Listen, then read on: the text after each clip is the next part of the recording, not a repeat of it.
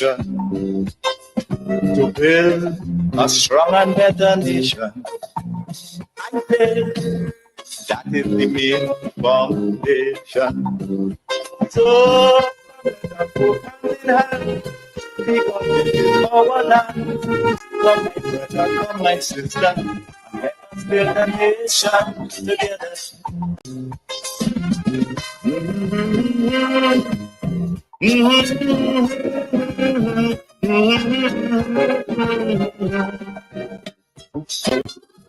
Oh, yes, yes, yes.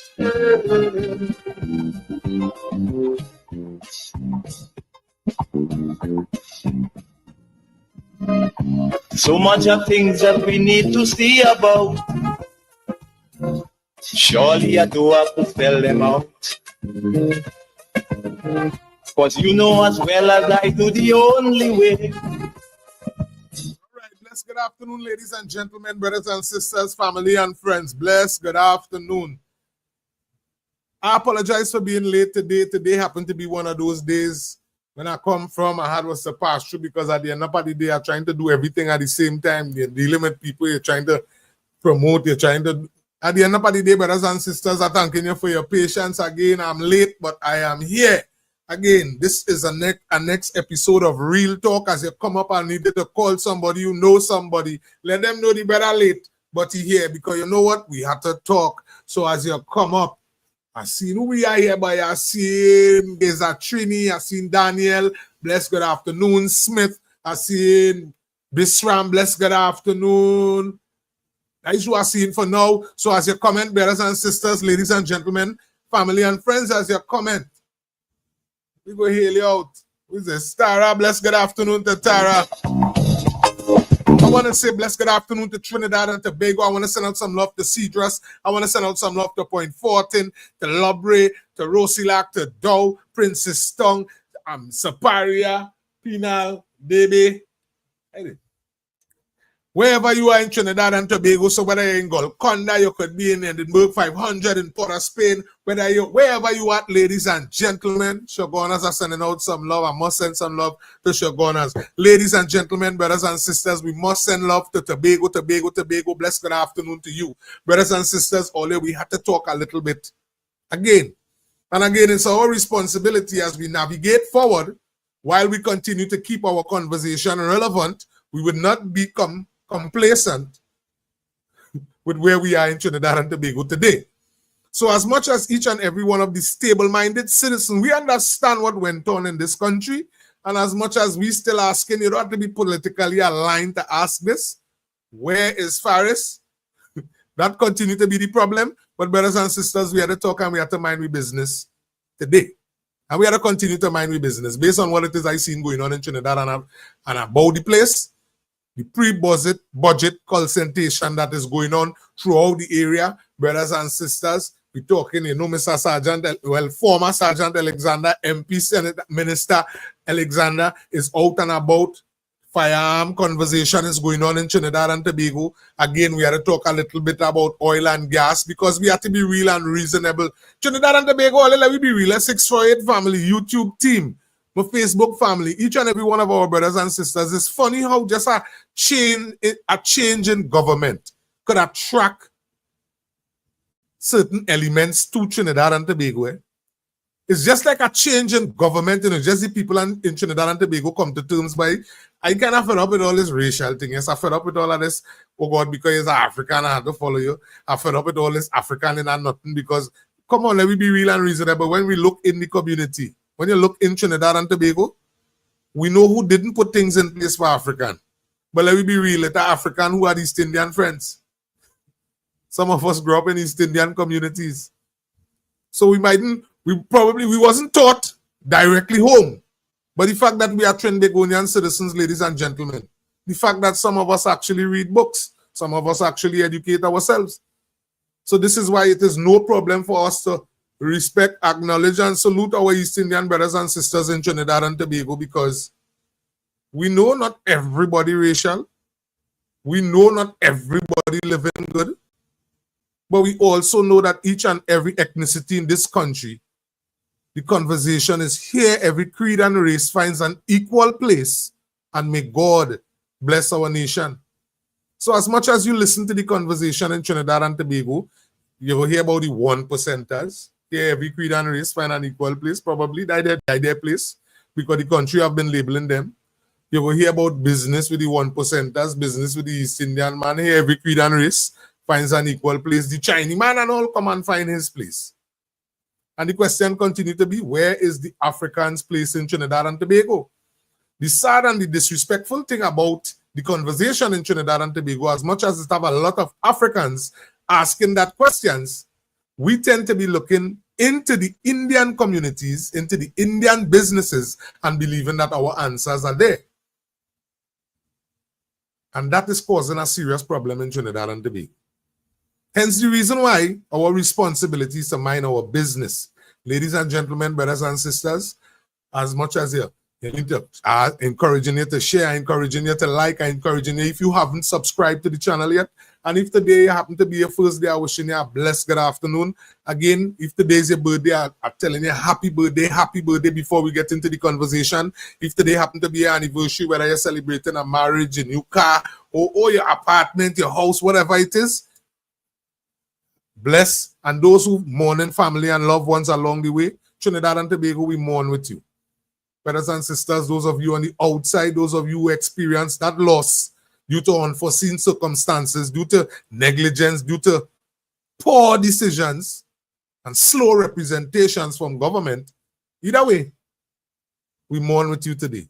But ladies and gentlemen, before we get into this conversation, I want to ask the Father to take charge. So Heavenly Father is your son, Irvin. Father, I want to lift up each and every one of our brothers and sisters that is upon the Real Talk show this afternoon. Father, I ask that you cover them, you bless them, you guide them, and you protect them. Father, we lift up their families, we lift up their going outs and their coming ins. Father, we lift up their businesses and those aspiring to have business. Father, we even want to pray for brothers and sisters that are in school today. Father, I ask that you cover them, you bless them, you guide them, and you protect them. Open their retainers, Father, when it is needed. Father, we lift up each and every child in our education sector. We pray that every child have something to eat today. Yes, school is on holiday, but Father, we pray that families be blessed. You pray that the right person show up at the right point in time, and I pray every child have something to eat today. Lord, we lift up our elderly brothers and sisters throughout our communities, throughout our nations, throughout our cities, Father, throughout our Father, you just bless them, you guide them, you order their steps. We say a special prayer for our governing authority that is out and about,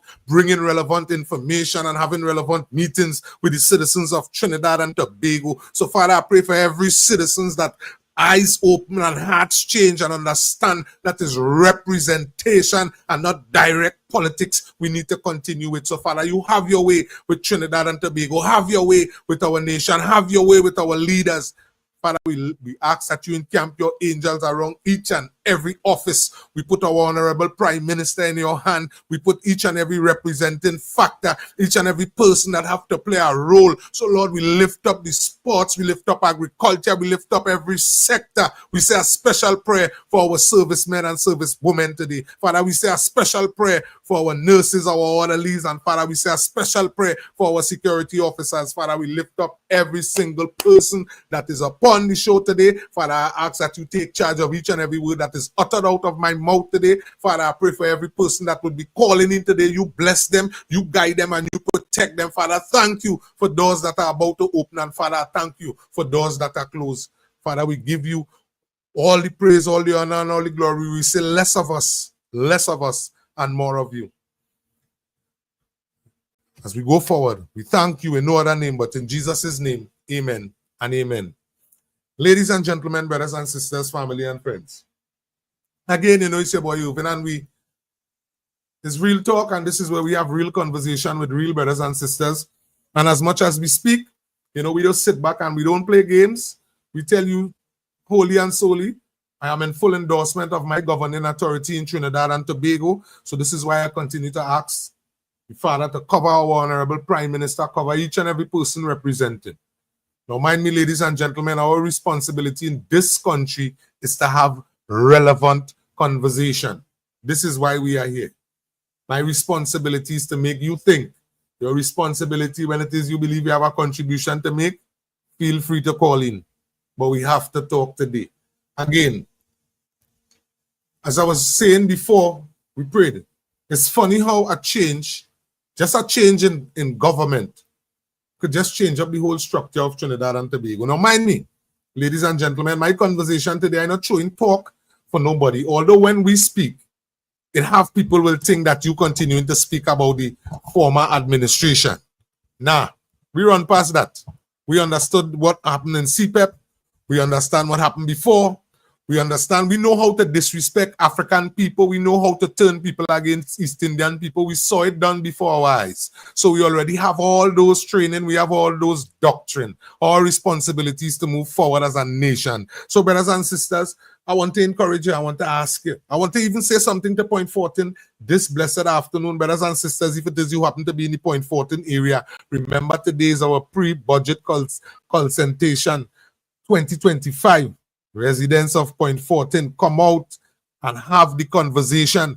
Now, mind me, today, we have to be real and reasonable. Today, we have to be real. I want to say blessed good afternoon to Anthony, to Williams, to Ann, to TK. Blessed good afternoon to the whole YouTube family, Kati, as you come up, Dalbelly, everybody, David, everyone who up. Blessed good afternoon. Today, as we navigate, we have a responsibility to play a part in our spaces. Now, mind me, brothers and sisters, what it is I tend to do. This is how I live my life. Because as a young fella, I'm not sitting here today, and I hope that you're not under the perception that this gentleman, he come from a real good family and doors are opportunity. This is not where actually I am from. I am proud to say that there are successful people in my family, and with God's grace and God's covering, they continue on that journey, just like I know it have successful people in your family. But again, everybody don't have the same story. So I must say I have experience where I've been to prison, I've been incarcerated. So when you hear me speak about criminal activities in this country, and you hear me speak to young people, you hear me speak to the man behind bars, who honestly believe that a man calling a shot and continuing living that life because we under the impression that there is no hope. And one time in, brothers and sisters, on me, I'm not lying to tell all you at one time in, I honestly thought that I was born to be a bad egg. I honestly thought that because I was blamed for thieving something as a young person. And it went on for years, and it psychologically affected me. So after going through that, and listen the bad part with it, after experiencing it, and then we come and we find out, and those of you who are not aware of the story I'm speaking about, I want to encourage you could go up on my Facebook page, is Irvin Felix. We also have a 6-4 television on that side, and you can take your time. It might cost you a couple of months because we have been out and about for some years. But again, I can't be speaking to you on an everyday basis and you don't know who I am. As much as we discuss daily issues, as much as we discuss where we want our brothers and sisters' minds to go, you must know who I am. I'm the person in front of the screen, so I must tell you. And brothers and sisters, I must say, with misinformation and with lack of information, you tend to practice activities. You tend to think that somebody owe you something. You tend to sit back and think that you're poor. This is a tifere. You tend to sit back and think that you're poor. Because as much as this is the reason why, on an everyday basis, whether I mention it on the show or I speak to brothers and sisters on a daily basis, my responsibility, I always try to encourage brothers and sisters, despite where you spiritually stand, despite whether you're a Hindu, a Baptist, a Jehovah Witness, whether you're a Christian or wherever it is you spiritually stand. Election done. Forget that gone. Right? We already have.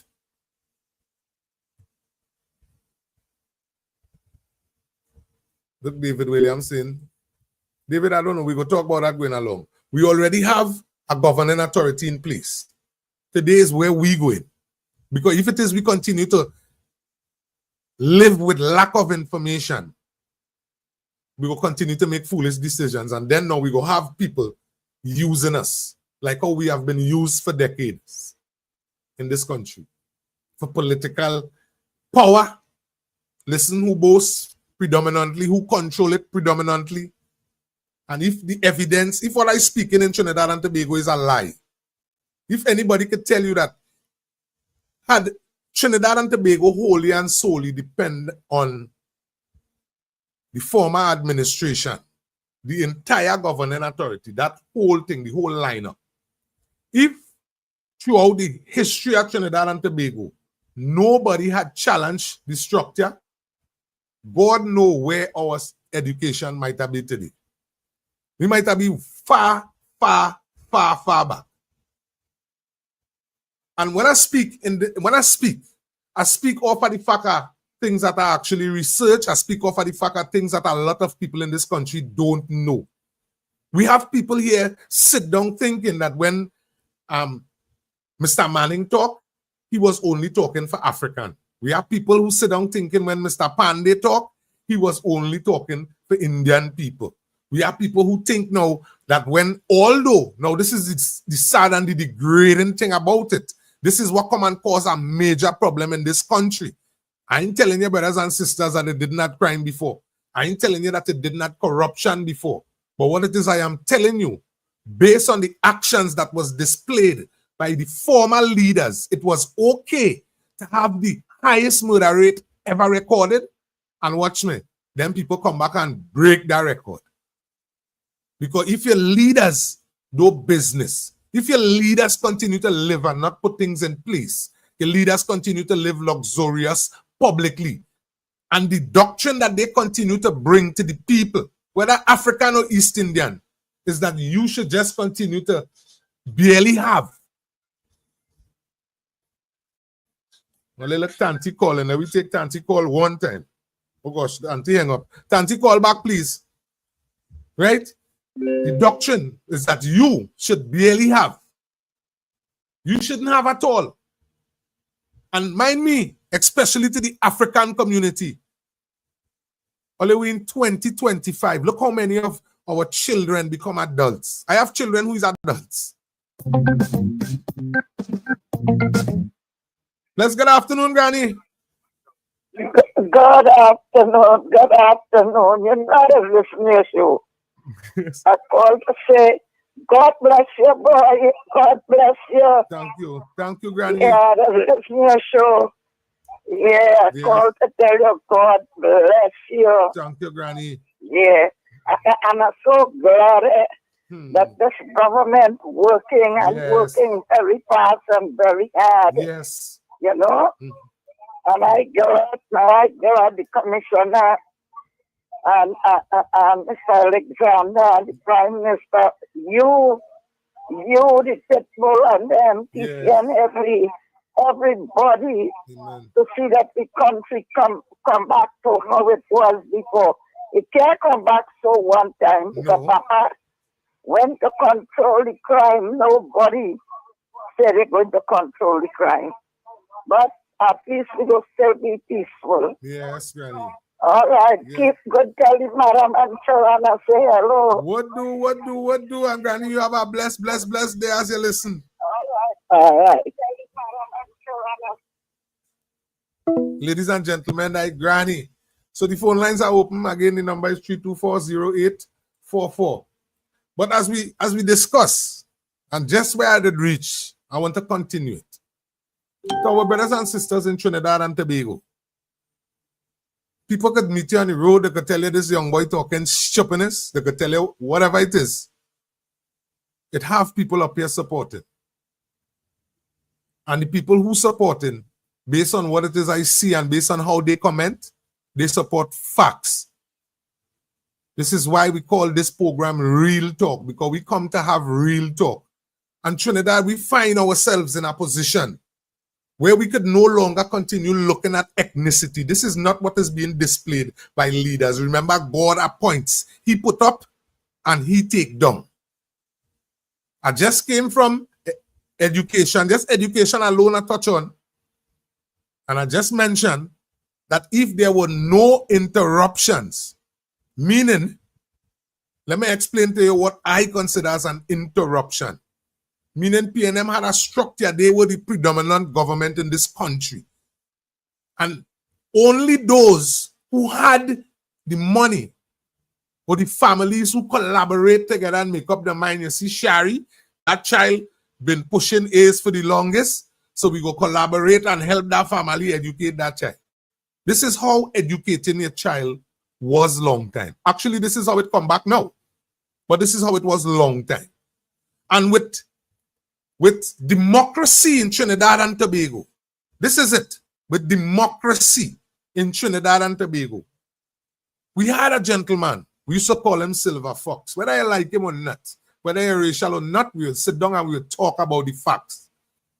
It had a fella used to call Silver Fox in this country. And the man who say, if you see me and a lion fighting, feel sorry for the lion, which is Mr. Basdir Pandey. And Mr. Basdir Pandey was the person who said, listen to me, we cannot continue as a nation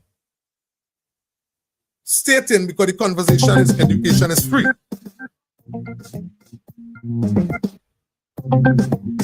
Bless good afternoon, Freeport. Bless good afternoon, Freeport.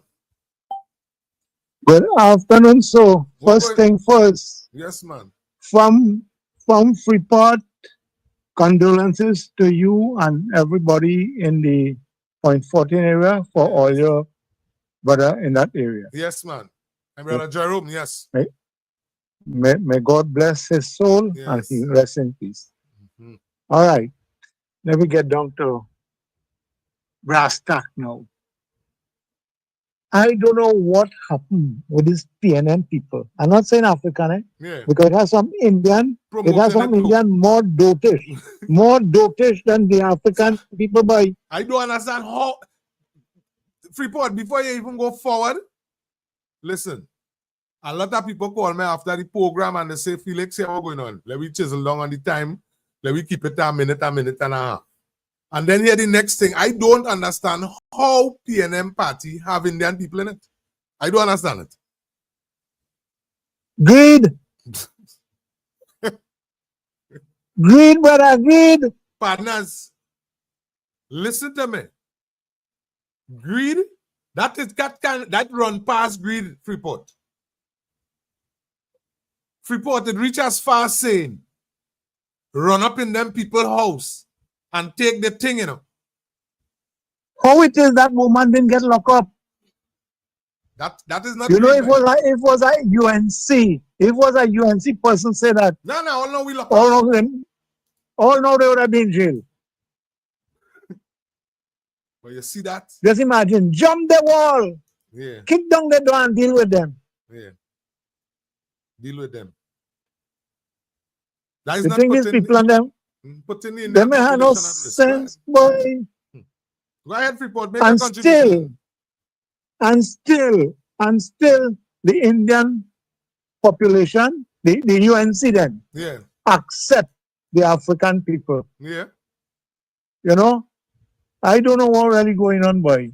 And, boy, oh gosh, I'm telling you. People, they can't say UNC accept the African people. I know people like Fitzroy Beach and people like Mr. Moore, my deceased partner Farrell, my sister Sharon Budu Singh. We have some people in Point 14 here who is not Indian, and you couldn't come wrong them with PNM conversation even right now. You can't have that kind of thing conversation around Beach and them.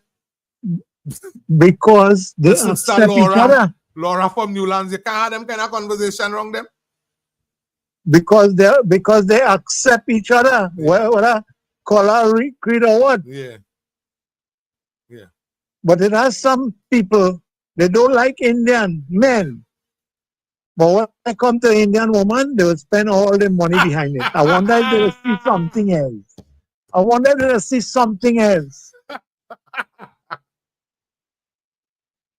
And people don't like me for talking the truth, right? Yeah. And then it has some over and over. But here what happened? Mm-hmm. When you was going to school, the teacher had to teach it more than 10 times for you to learn. Yes. So if I don't say it more than one time, the people who didn't listen, who didn't hear me last week, they would hear me this week. Yeah. And if I didn't say it, they wouldn't hear it. So they wouldn't know what's going on. Yeah. And not too long from now, the PNM party going to mash up. You see, they start squealing on one another. This one saying this one, and this one saying that one. Yeah. And that's what's going on. Jail come in. I only hope that Mr. Wayne Sturge go back down. Because yesterday he tell me a lot of things. Now, Mr. Sturge and them come to work. Those who mentioned that report. Mr. Sturge, Mr. Alexander. No, I just using that phrase. And watch me, they have Mr. Pararat and them don't feel the lion and them think them, although the lion on the energy mission, don't feel he put on that, you know. Don't feel it's all that plain thing going on there. Not because the lion handling energy right now. No, yeah, you have a proper team there right there. When Suat Singh come across to the UNC, they call a man all kind of name, boy. Yeah. But here what happened? Them fellas was in the PNM and they didn't get the privilege to accelerate. Oh God. Now everybody. Report. Yeah. Well, call me back now. Right now the phone line hot. They're listening and beeping like wow they. All right, no problem. Yeah, Take care. Yeah, man. Blessed good afternoon, caller. Ladies and gentlemen, listen what's going on the line hot. So let me keep it short and sweet. Caller, what's going on? A blessed good evening, brother Felix. Blessed afternoon. If I had to keep it short and sweet, just to say two things. If people would understand me, talk to me. What's going on? It have a next program somewhere in the sky there, right? Yeah. And I want to talk about it. She talking and said nothing she know why. Just imagine. I just wonder if they're going to worship it with us, wash the right place, why? Because they know from the beginning to the end. And they want to play the talking. But you know what I like about that program? Yeah. She promoted Stuart Young while she mashing up penalty. But what I want to tell is citizens of Trinidad and Tobago that we revenue stream when Stuart Young was in charge of the energy sector. Perenco and Woodside. Thank you. They will ask them how all of a sudden they get all that gas when I see on a program. Thank you. Then I want to be an energy inspector. Thank you. And you know what they do? Now you're here in Guyana talking about they want to utilize the refinery. And we had that alone by itself is that we will get cheaper fuel in the country at benefit plus foreign exchange. But this is the topic I want to talk about. But brother, I'll keep it short. I'll call back again. All protocol observed. Yes, man. Yes, man. Thank you much. And the brother said it's so right. But let we don't go down there yet. Because listen what we're doing. What we're doing is when we heard the conversation in this country. Now mind me, brothers and sisters again, Trinidad and Tobago is where we at. When you listen my conversation is not a pity party. I don't want nobody to feel sorry for we. We know what the conversation we having. We speaking to the minds of our brothers and sisters. And this is why I explained in the beginning. It's funny. Just the change in government. The actions in the environment. Now, mind me, brothers and sisters, we have Mr. Sturge and them out and about, Mr. Alexander, out and about on a daily basis. Them having the conversation when it comes to security. As you know, we are in a state of emergency in Trinidad and Tobago. If you haven't heard the audio, well, then the audio is very troubling, ladies and gentlemen. So I continue to endorse my commissioner of police here. 648 Television, I endorse my commissioner of police. The reason for it is based on that audio I heard and the direction that these people say that they were attacking. This is problems. This is basically the whole geographic location of the country. East, west, north, and south. And we're talking about taking out. So if it is I ignorant or I foolish, I would want to sit back and say that probably didn't have all our murders in the country. Probably we didn't lose no prison officers. Probably don't have prison officers and police officers family mourning right now. Probably we don't have that now. So the government just don't have anything to do. So the only thing we see fit right now in this country is to put the people under a state of emergency. Although they didn't restrict the timing we moving, although they really didn't restrict how we moving, but the fact remains is that this state of emergency is to target a particular group of persons. Now, mind me, brothers and sisters, this conversation has been in the air since before April 28, 2025. The fact that the nation and the news, especially mainstream media, continuing to speak like the whole country is supposed to be surprised. Ladies and gentlemen, when we went to the polls, giving the government the assurance that we would endorse the initiative that they would be putting in place to fight crime. Whether you're an African, or East Indian, or Syrian, wherever it is you stand in this country, whether you vote or you didn't vote, this is the reason why the average person went to the poll. Yes, you could bring it down to your level if you're looking for old former administration talk about this one vote for 10 days. You could stick to that. But if you listen to this administration and what they're saying, we don't have nothing against 10 days. But what I'm saying is I would be damned to know somebody who work in 10 days and encourage them to live their life on 10 days. I would be damned to know brothers and sisters who get the opportunity to be a part of CPEP and then encourage them to be farmers, and encourage them to be a part of the program, and encourage them to be a part of Trinidad and Tobago. This is not what we're promoting here. We're not promoting brothers and sisters to be stick. Because when you look predominantly in this country, the persons that are stuck tend to look like me. And here the problem we end up with.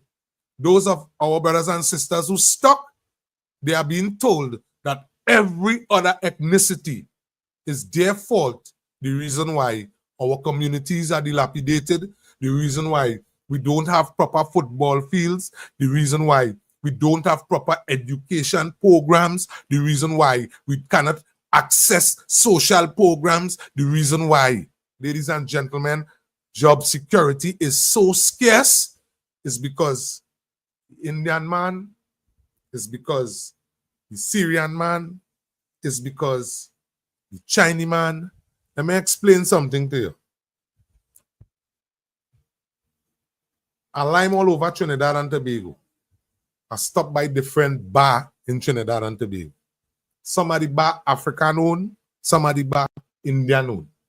And I am yet to walk in a bar in this country. I don't know where some people live in.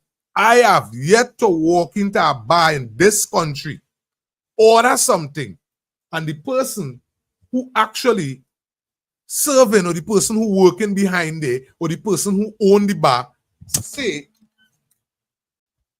let this cat, one of the cat come up with. The person who own the bar say that, hold up. You're African, I don't want your money. We shop by Rattans. I didn't hear that.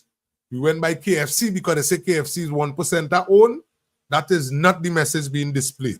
I even stopped by Firoza's in Point Fortin. That is not the message being displayed. That is not how we are being treated. We stopped by Kalicharans. That is not, I even went penal to buy things. That is not the conversation in penal. We stop in Shogunas. We have friends in Shogunas. We stop to buy things for the children in Shogunas. That is not the conversation in Shogunas. Bless good afternoon, caller. Good afternoon, Mr. Felix. I'm going to be quick. So, I like that topic you're saying, African people, Indian people own bars. Yes. But you know, it's the funny thing, who owns the alcohol and the beers? Who we are to buy it from? Come on. No, who we buying it from? You see, who we buying the alcohol and the beers who from? we buying it from? We buying it from our own company? From the one. No, not the 1%. From the 1%. Caribbean Star owned by Trinidad and Tobago. Fernandez owned by Trinidad and Tobago. Who really had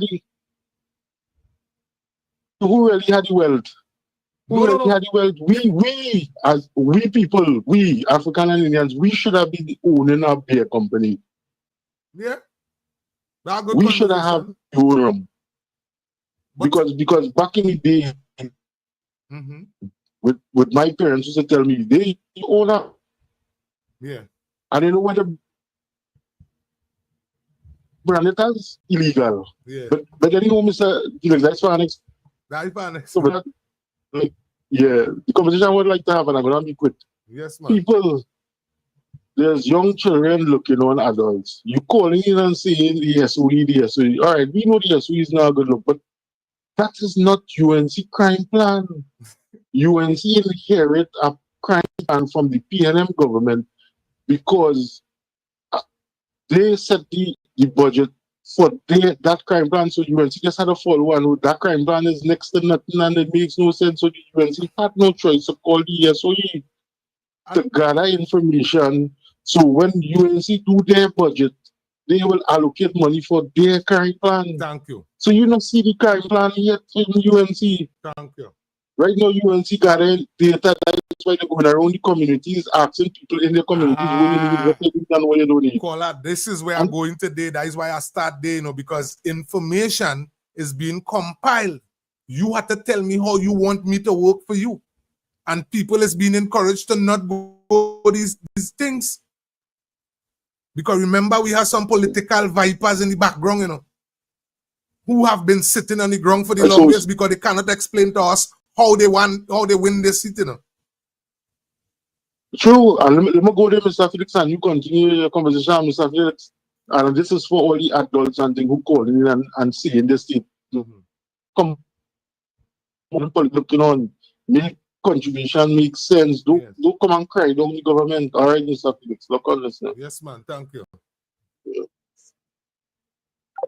This is the direction. This is where I'm going with this conversation here. Because at the end, nobody in Trinidad and Tobago.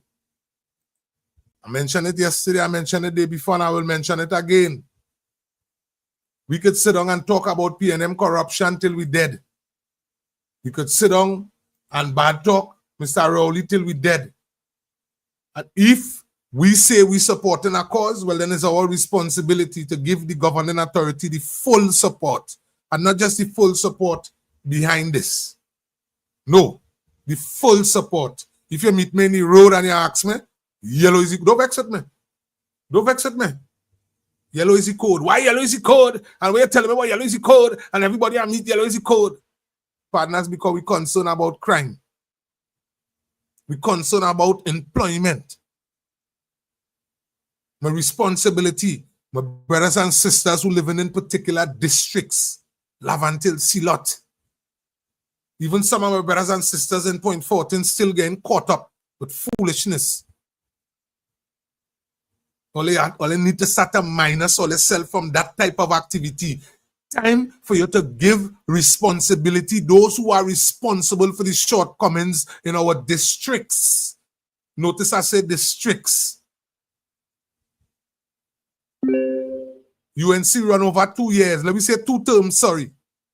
They run out this 5 years here. And run the next 5. And you still listening flooding in Barapur. You're going to have to be concerned. You're hearing no drainage in Superior. You're going to have to be concerned. The creek can't fix. You're going to have to be concerned. But ain't nobody in this administration brought any conversation to us saying that they cannot remedy the problem. Nobody said, well, a quick fix. To my brothers and sisters in this nation, we must navigate forward. Too many people lose family and loved ones due to violent crimes. Too many young people are caught up with illegal activities under the impression, or, because again I'm saying it, some people misinformed, some people uninformed, and it has some just do business. The problem we end up with, everybody mix up together. This is where we have our part to play. Blessed afternoon. This is where we have our part to play, to have relevant conversations. And this is where the police have their part to play, to sort out and eradicate the problem. We could talk what we want and say what we want, but the fact remains is what have to be done, have to be done. Trinidad and Tobago, as a nation that had the responsibility, ladies and gentlemen, we took precedent over all shortcomings, nearly of all countries in the Caribbean. This is Trinidad and Tobago. Any shortcoming, Trinidad and Tobago used to be the country running to the rescue. Today we're speaking like we cannot even rescue ourselves. Today we're speaking like somebody told us, it's written somewhere in the Constitution. Bless good afternoon, big brother. Good afternoon, Mr. Felix. Good afternoon. And that's getting a holler, and that's taking the program. Yes, man. How you do? How you do? I look to understand. I see you jumping a little late today. Yeah, but I jump out a little later. I had some runs to make today. Aye. Yeah, man. But as the doctor understand taking Yes, man. taking the program, you keep up the good work. Yes, man. Because you know it's already them not wrong now. Yeah. So you have to among the lies now. You have to keep up because Marvin Gonzalez has spread the wickedness of the PNM all over. Yeah. And they So, boast about just, it too.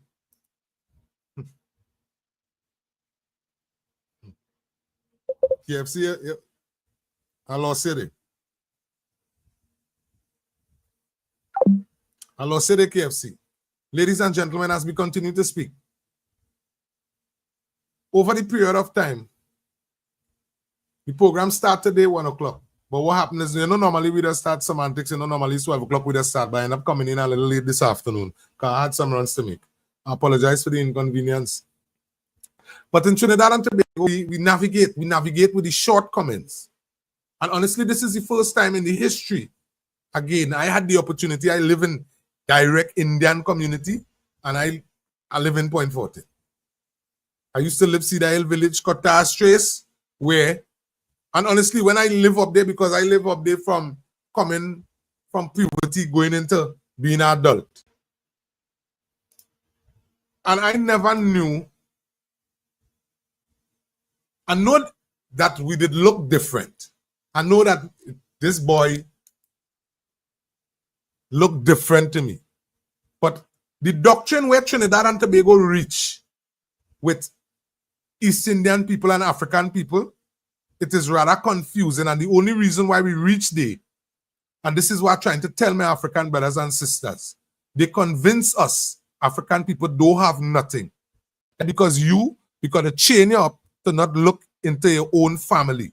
They convince us that the police is our enemy. And if you take a look into your family, you're going to notice it are police officers. They even convince us with politics, just in case that they out of power, that all politicians are good. This is while they live and practice nasty activities.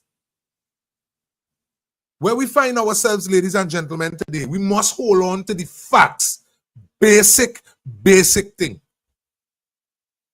Don't get on like we didn't hear nurses begging for contracts. We heard that in this country. We heard nursing assistant asking for the little kakada so that they could travel to and from. We heard traffic wardens having to navigate on a $5,000 salary, and they want them travel from Pinal to St. Augustine.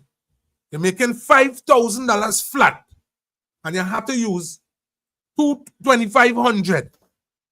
This is what was done. We saw the less fortunate, those on disability grants, lost support.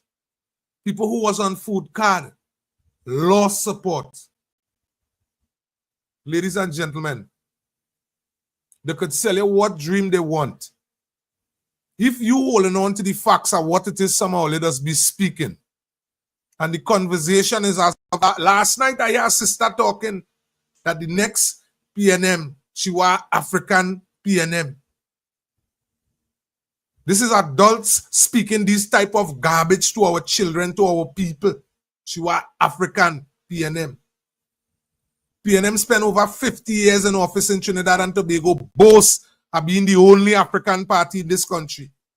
And they make sure that African can navigate 2 inches properly. The only Africans in this country, and I'm telling you, the only Africans in this country that have any form of business, any form of success in the midst of them, have a conversation with them. The majority of them is not directly by PNM till are dead. You would never hear them speaking like that. You would never hear them speaking like that. A lot of people come to terms and understand how the former administration represented the people of Trinidad and Tobago. Today, we find ourselves with a new administration. Today, the administration come back to the people. How many times we have said, government come and get we vote, and after they get we vote, we doesn't see them, and they don't show up. They don't want to have a conversation with me. Listen to me. Mr. Alexander spoke about bulletproof vests. He spoke about cameras. Because all that we want to know when the police officers and the army them dealing with children, that they're handling them with respect. The only how we could know it and see it is because, ladies and gentlemen, we equip our officers with the relevant things that is needed. These things cost. In order for our government to take resources and spend on these and utilize on these things. You can look at why talking about cameras, and camera is not more important than bulletproof vests. And this is just that is security sector. What about health? What about the health sector? We have a former minister of health whining down in tongue. This is how they represented the people of Trinidad and Tobago, while our grandmothers can't even get proper care when they go to the hospital. While a former whole administration who have the responsibility to care for the elderly in this country. And you know the elderly brothers and sisters, they just leave home early. So come on Friday when we have to go by the health center, you have to be a rocket scientist to have a conversation for somebody to tell you, hey, open up the health center early, let we elderly brothers and sisters come in and sit down and wait now, man. What you telling me, granny, them go come and rob we in the health center? These is basic things that this nation have been begging for, crying for. Brothers and sisters, I told you, those of you who continuing to say that this thing an Indian man and how we have an Indian prime minister, you have to be the most disrespectful person in the universe. Honestly, I label Marvin Gonzalez as the most disrespectful African in this country. When he made this statement that when he look at the boards, all he's seen is Bangladesh and India. Marvin Gonzalez and them speaking like the people and them who is being appointed to the boards is people who just fly into the country. They're getting on like we're using foreigners to handle the affairs of Trinidad and Tobago. The former administration totally forget we gave them the opportunity. They boast and they predominantly said that the party was an African party. While they cannot identify one African that was used in the engine room to run this country for the past 10 years. They can't identify and point out one African that sat in the engine room. So then you as an African, you as a Trinbagonian, you as a businessman, this is what we taught the population, that Africans is of no value. So because you ain't moving in your community, you under the impression that all the Indian people in this country saying that African ain't good. Because the former prime minister of this country made us feel that way. The Indian man didn't make us feel that way. They wasn't the prime minister at that point in time. That wasn't the prime minister at that point in time. And the prime minister of Trinidad and Tobago had an opportunity to show Trinidad and Tobago that he could form a cabinet. Balance. This is what we're seeing today. Bless good afternoon, caller. Bless good afternoon. Bless good afternoon. Caller, you have to get yourself in a better location. This is what they did to the people of Trinidad and Tobago. Everybody looked on. And then when the young fellas... Bless good afternoon. Bless good afternoon, caller. Yeah, hello. Bless afternoon. How you doing? You hear me? Loud and clear. Good. You hearing me? All right. Yeah, I just want to say, you know, I just want to encourage these African young boys and girls. Yeah. When I was with an African girl, she came, she did her course and everything, and she come, and my boss tell me, he went through her paper and everything, you know, she went to hairdressing school, cosmetology school, she passed everything and thing. Yeah. So my boss come in the office and they say, oh, do you want to hire her? Right? Yeah. I say, yes. He said, well, review it and see if you want to hire her or not.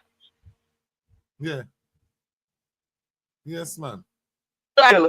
Let me tell you something. She's an African girl. Yeah. And that girl was willing to work. And you know where she live in? She live in Point 14.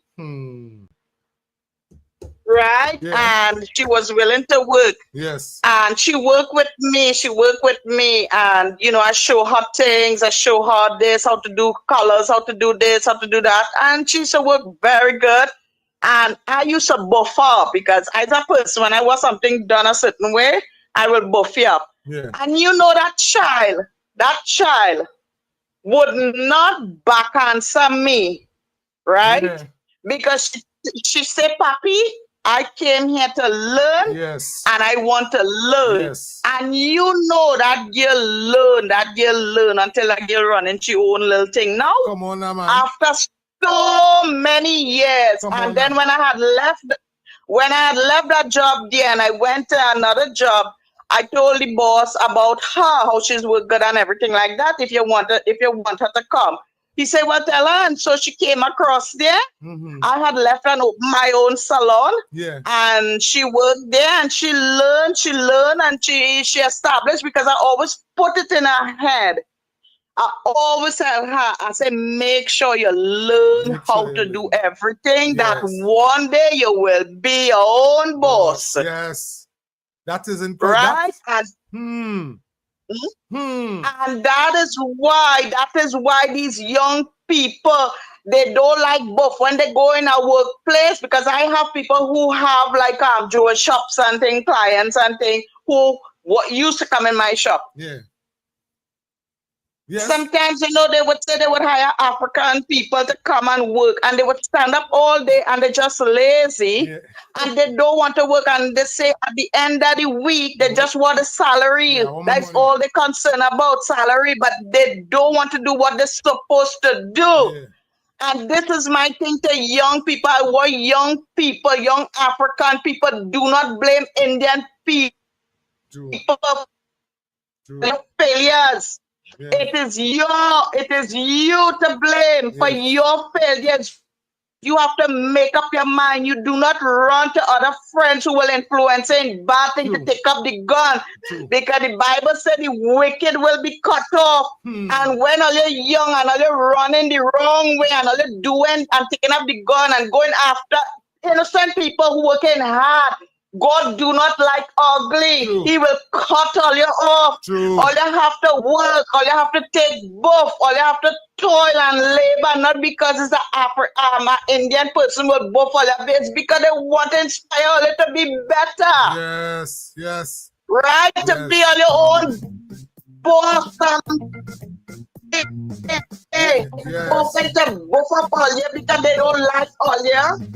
And that is the thing these PNMI people that's instilled in the current head. Oh, they don't like all you and the this and the that and the other. No, it don't work so.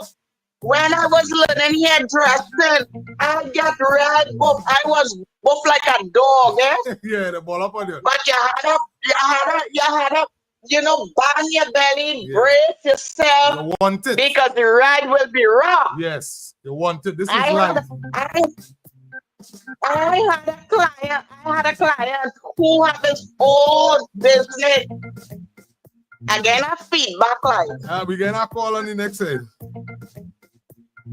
Oh yeah, I had a client who worked here abroad in Baghdad or one of those countries. They have their own company. Yeah. And that client tell me once they hire men with degree, engineers, all kind of thing, then don't talk to them like a baby and stuff, Yeah. They would use Upton language on them and tell them, bring that day. That is like that is industrial language. They actually call that industrial language, Right. Yeah. So to toughen them up, and they become millionaires and they had their own business and everything. So these African little boys and girls who go on making a way for them to go out and work and labor and toil in the vineyard, and whether they go for you or not, take it with a smile, because the buffet will last for years. True. Right? The book will last for now, but that would encourage you to go and to press on to the mark, press on. Don't go to the guns, don't go to the drugs, don't disrespect the elders, don't do do the robbery, don't do the crime. Don't do it. Because at the end of the day, all your days will come to an end while the others who are always talking about the this and the that and the other. They will always prosper while you all go down. Yeah. Tell yourself, shake the dust off and tell yourself, I have to become like my boss one day. Yes. I will take my book. I will brace myself because the ride is rough and I will become who I want to be and who God wants me to be here on earth so that I can be an example to the rest of the black brothers and sisters. Amen. Amen. You understand? Yes. Thank you much for those words, caller. Thank you very, very much. Okay, Mr. Felix, yeah. Thanks for that contribution. Very inspiring contribution. Very important contribution, caller. Bless good afternoon. Afternoon, Brother Felix. What's going on, brother? I could call you yesterday when I asked somebody to program if you got finished now. Yes, man. Talk to me. Yes, I just wanted to mention this. Considering when Raleigh was talking how he was with the Interpol thing. Yeah. So when you were going to that, I believe it's America who flagged him in Antigua. America flagged him because remember they know that he was dealing with Maduro. Thank you.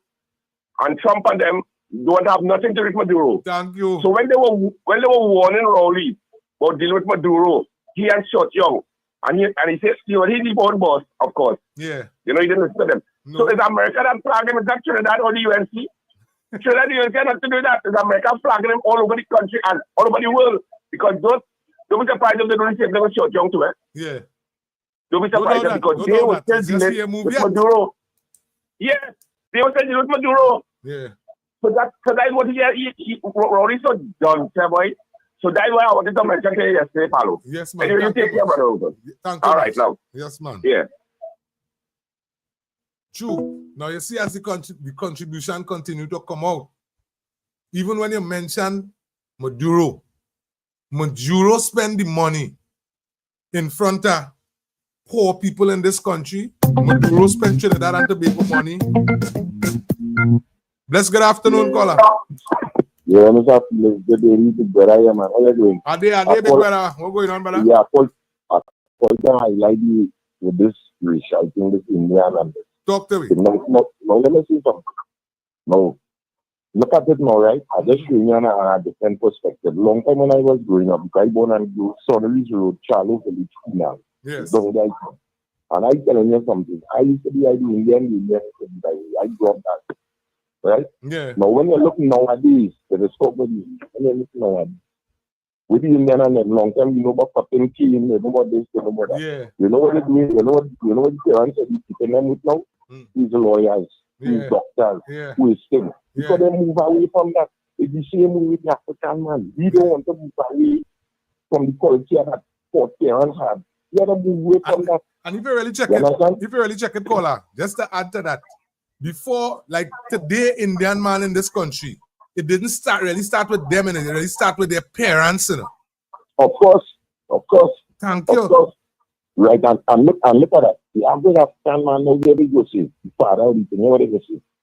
But me, I tell my children and them when I did, they go sell this, and they go sell that, and they go sell this. But the Indian man, you can try and leave something to the children to continue on.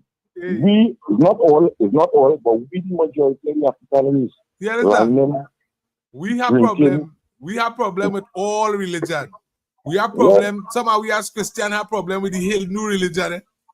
And especially somehow we as African, we could talk down people religion, and we had the Bible in we hand. The Bible clearly states that a real man leave an inheritance with children's children, you know. Yeah. Like what the scripture say, you know. Yeah, of course. Let me say something. You know where we blessings is? You know our blessings is? Our blessings in the soul of Mother Africa. You know what you said when I was small? I live near Arrow. I used to go and greet at the coconut and thing, and I used to sell it the next day. Come home, sell it again, money to go to school. You understand?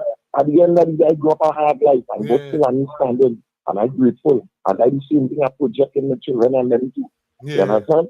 By the end of the day, we African youth, something wrong with them, because at the end of the day, although we try to talk and educate them, it brings to the cells and coming to the next. Look, something I at time I went to the bank, right, and I just joined our reference. This guy with something in here, 2S plug it, and everybody in one line because about 3 different machines. They're telling him I hear a woman say, no, don't push it. You don't push it, and it was them pick up the thing from the air. So the lady say, if you unplug what I hear, you would hear what I see. You walking in stupidity, sir. You walking in stupidity. And it's about time you have some programs like how David Abdullah and they're trying to educate the African youth, boy. They're trying to educate. Because you come like you just running on that truck. There's on that truck you running. Because all you know black kids and them committing crime now. Who is the lawyer they're going to? One see who is the lawyer. Thank you. You understand? When they open the police van, watch it, who it is coming out of the police van in the majority. Watch who it is. Time for you to find yourself, find the culture. Find the culture. 15 neighbors living here, and our next one clean up something next door, it's quarrel and back canal. You understand? But the Indian is unite. The only thing of them is fight for land, but it is unite. Yeah, and what's more, this is what I'm saying, and if you really look at how the Indian people deal with the thing, them will tell you straight, don't play with my thing, you know. Them will tell you straight. As African, we like to play stush. Yeah. And like the honest truth you're saying is, look the next thing. I remember small coming up, right, in Sunny's Road. I used to take the box that with the bearing, and each one go for water for bucket and thing. Almost a mile I had to go for water. My mother and the woman buried me, you know. And I go under the pipe, stand up with my hand and place for you. The woman break out with and cut my ass. I leave bucket everything and run home. You know when I run home, my mother, what happened? I say, Miss Neighbor, when you see me and beat me, become me and tell she running. You know my mother said, here, cool, my mother told me that. My mother said, go back by the pipe, pick up the bucket and come back home. Mr. Felix, when I done paid and changed before I put on my clothes to go to school, my mother give me one cutter. You know what I say? She said, when big people have a thing stay out, that is not nothing to do with you. You understand? You know what I mean? So at the end of the day, you know, I just call because I know that want to talk. Yeah. But keep them in mind and see if you can squeeze that thing, do something about it. Yes, what do? It did, right there. It's right there. As soon as I get the call, I call you one time. Oh God, but I appreciate that. You're loving the house. Loving the house better. I know you have to go and do that thing. God, but you're that's on the mind. By the grace of God, the authorities and them on top of it, you know it. Yeah. All right. So God be the glory. Let God be the glory. Amen, brother. Yeah. And I thank you, brother, for your contribution to, and ladies and gentlemen, this is blessed good afternoon, caller. How you do? Blessed afternoon, Mr. Felix. Blessed good afternoon. Mr. Felix. Dr. Wick. I just hear something there and on a program, and I have to make a comment on that. Dr. Wick. Because I come from a work background, right? When you're training people, when people are not training, right? You try your very best to show them the right way. Yes. You know both people. You know both people. You correct them. No. Listen. You should. Get the angle in which it is. I know I would have to address that before we go. Here it is. Check the angle in which the lady talk.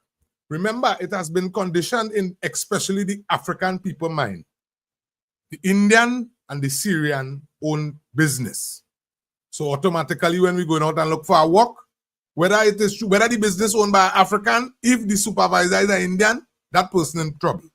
Because the doctrine that African person inside of the business have, the reason why them don't have nothing is because of that same Indian man, either the owner or the supervisor, the same Syrian man, who probably the owner and Indian man is the supervisor. What the lady was talking, plenty at the time, you might already be working, and your boss now talk to you rough. Not talking to you rough right too, but talk to you rough about. I experienced it, Colin. Let me tell you something. I work for a company, SK Construction in Point Fortin. Colin, one of the hardest trade in this country is blasting and painting. And what's me? That company give me the opportunity to master that skill. To master that skill, that wasn't a cheap thing. We're talking about a pallet of sand.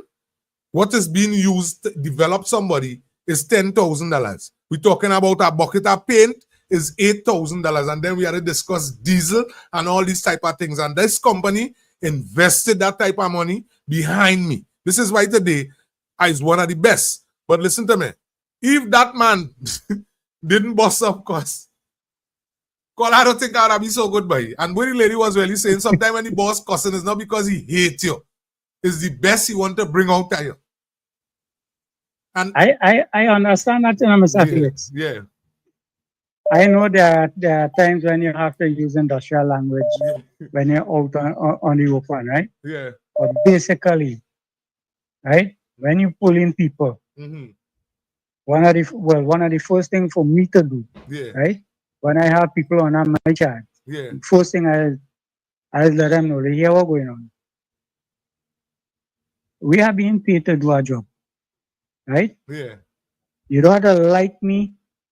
You don't have to be nothing to me, because I didn't come here for friends. Right. I didn't come here to make family or anything like that. I come here to work. Yes. The important thing in working is accomplishing the task that is set before you. You finish your task, you get your money.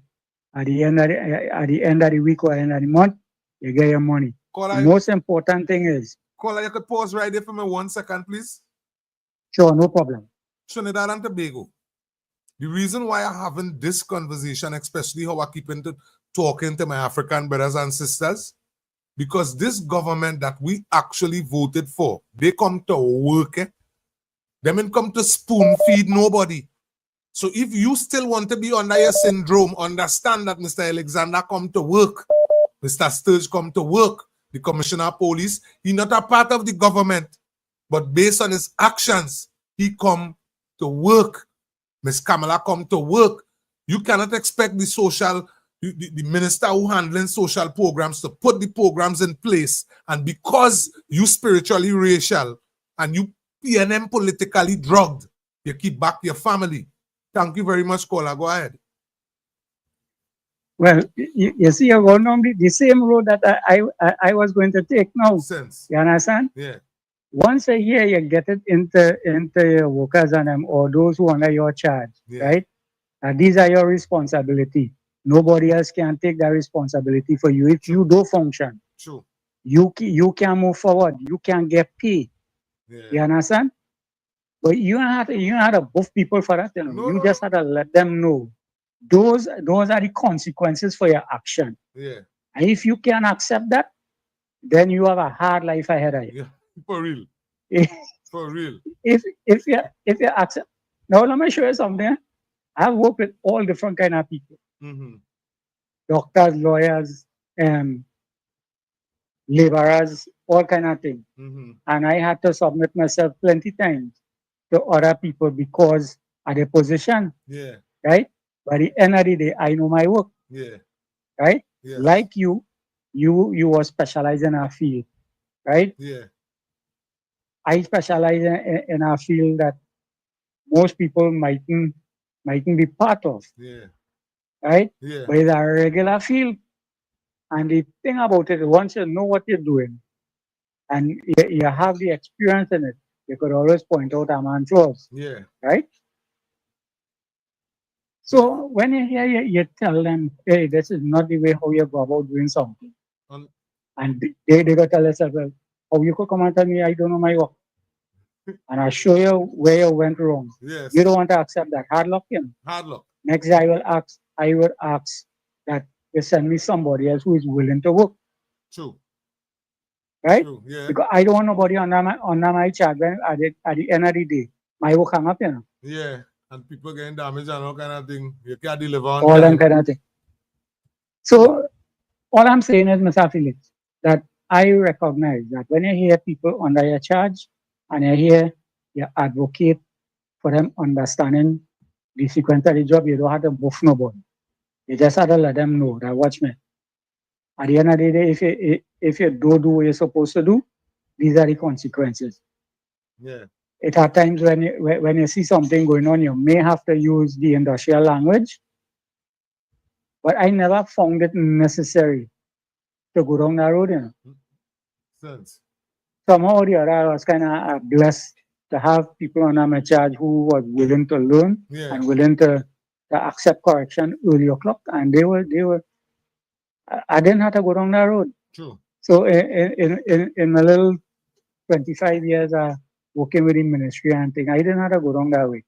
So hence the reason why I'm saying most of the times, because of the way how we were trained, this is how we're going to function. Because those are the things that we know. But if we know things differently, we're going to act differently. Yes. And God has given us wisdom to know the difference.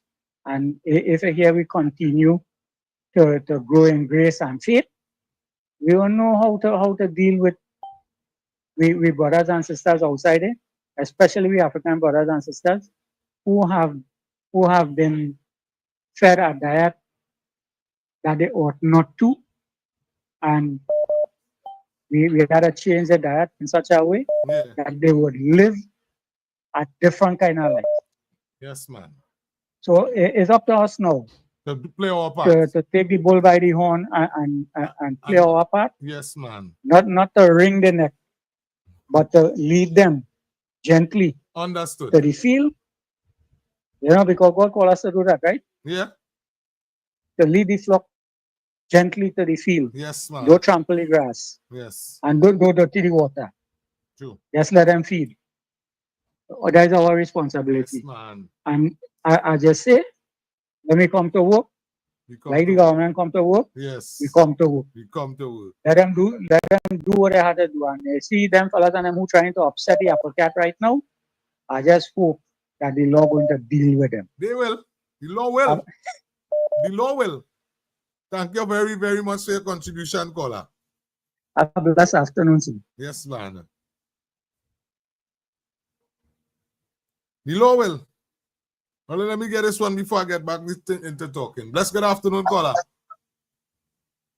Yeah, it's me again. Sorry about that. Hey, just called to correct as I read in the comment there now, how the person said that how it's not both is correction, and it is truth. It is correction. Yeah. The rod of correction the Bible talk about, and yes, we need it in home, we need it in the workplace, everywhere we go.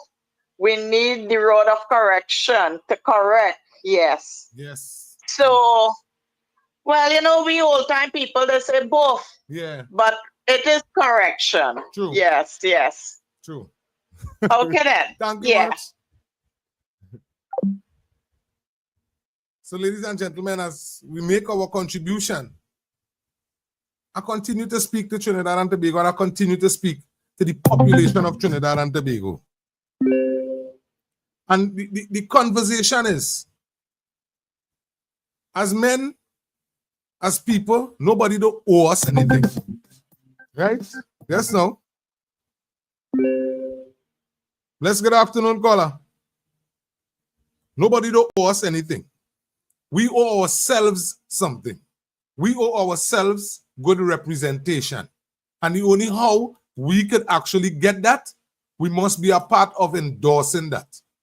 We can't sit back, especially in Trinidad and Tobago. Yes, when I look at Burkina Faso and I watch Mr. Toure, I say the man going really good. It have a next gentleman who going good too, who took control of Mansour Musa's goal and have France under trouble right now, and I'm saying yes, that is all well and good. And in Africa, especially down by Mansour Musa, you could stand up and argue that only Africans supposed to actually be controlling that, because this is like you leaving your house and coming home in my house and demanding me to sit down. Hey, sit down and hush your mouth, boy. No, you're in my space. But here we're going on. Due to actions that took place over generations, we find ourselves in Trinidad and Tobago. The thing is, our responsibility is to hold on to the information and the facts that we're dealing with. As much as we could sit down and talk about Africans coming here as sufferers, we came here as slaves, we came here having nothing, we could have the same conversation about our East Indian brothers and sisters. Not because your parents didn't tell you that, or because it have a couple of persons in Port of Spain, when they speak about it, they're speaking about it all uppity up. And when you ask them what contribution did they make towards the African population when it comes to bringing African doctrine, they made none. Their responsibility on a daily basis, you hear what they're playing right now? They're arguing now, fighting for Stuart Young and Penelope Beckers. This is what they did to us. And they're paying people who call themselves African historians, is alleged, being paid to misguide and continue misinfluencing the African population. So in their mind, although they dress as African kings and queens, they are literally African slaves. And they are slaves to their own self. And the problem with it is that they are so comfortable in what they have been practicing for years, is that they expect us to continue that direction. I, as an African in Point Fortin, I'm not supposed to sit back and envision my children and them in the University of the West Indies, in Debe. That is not for my children, because in the African community, that is not a normal conversation. We still had people in Point Fortin voting because in their conversation, the former member of parliament, he educated them. Honestly, people give, that was the reason they voted. Well, the boys are educated by. And they vote for that. And when you listen to the poor representation you get and you start to ask the questions, and some of them still went back and vote for it. They're spiritually and politically drugged. And my responsibility today, come on, how much of us will continue killing ourselves? How much of us will continue being a statistic when it comes to your name calling in the community? What the police doing looking by you for guns in the first place? In the first place, why the police have to hear a conversation about you and guns? My responsibility this afternoon, Trinidad and Tobago, this blessed Thursday, the 24th of July. This whole road that somehow you now looking to go down. I never robbed nobody. I was never no stick-up kid. But somehow, some piece of foolishness in my mind, I end up on the street with drugs in my pocket selling. And when I get arrested, my argument was I'm only doing this because I'm poor. I'm doing this because I'm African, and I drag all my lazy conversation from Trinidad. Didn't even realize I standing up in the streets in the United States of America, given an opportunity to be all I could be. But when your mindset don't have the relevant information, you practice activities that only bring embarrassment to your family. That is all. And I have never heard a gunman child get the opportunity to go in school and say, well, I'm bringing my daddy, today's career day, and my daddy will come and boast about being a gunman. He's a shooter in the community.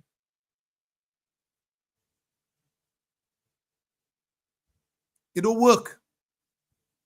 It is impossible to be participating in those activities because we know where it come with. We know where it come with. Our problem is we practicing activities and we tying up the innocent with it. And when you listen to the conversation in Trinidad and Tobago is a hub. Drugs passing and people going about their business, they're using it as a stop. So if Trinidad and Tobago using that as if Trinidad and Tobago is used as a stop, a hub, basically a holster, you know, a holster on your waist, and you just put the gun in it, and when you're ready to use the gun, you take out the gun. Trinidad and Tobago is a holster. And we ask the governing authority, oh God, it's time that somebody put on the foot in the fight against crime. So then why we in the community who dependent on this behind my back here?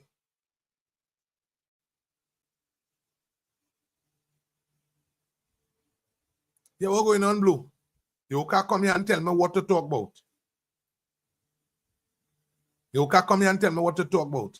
While we supposed to be dependent on this behind us here, we're supposed to be dependent on evolving our children, opening back the doors of education properly. We can't talk about educating our children, opening back the doors properly, giving everybody the opportunity to educate the children. equally without money, without business. Bless good afternoon, caller. You understand? Let's call back to highlight that point. Talk to me. You remember before the general election, 28th of April, you remember how people's face used to be looking?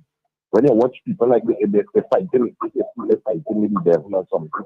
When you watch some of these people like this and then morning dancing, seeing the UNC come and win this election is Saturday. Yeah. The total volume of people in place right now, they have hope. They never had no hope. Yeah. There was just no hope. And this government here has so much hope for the people. I am all hope from them. I am all hope. I was feeling this from them. Yes. And me, I like to tell you, I ask God every day to guide and protect my family officer. Amen. Strengthen him. It's not me alone. It's all of us to do that.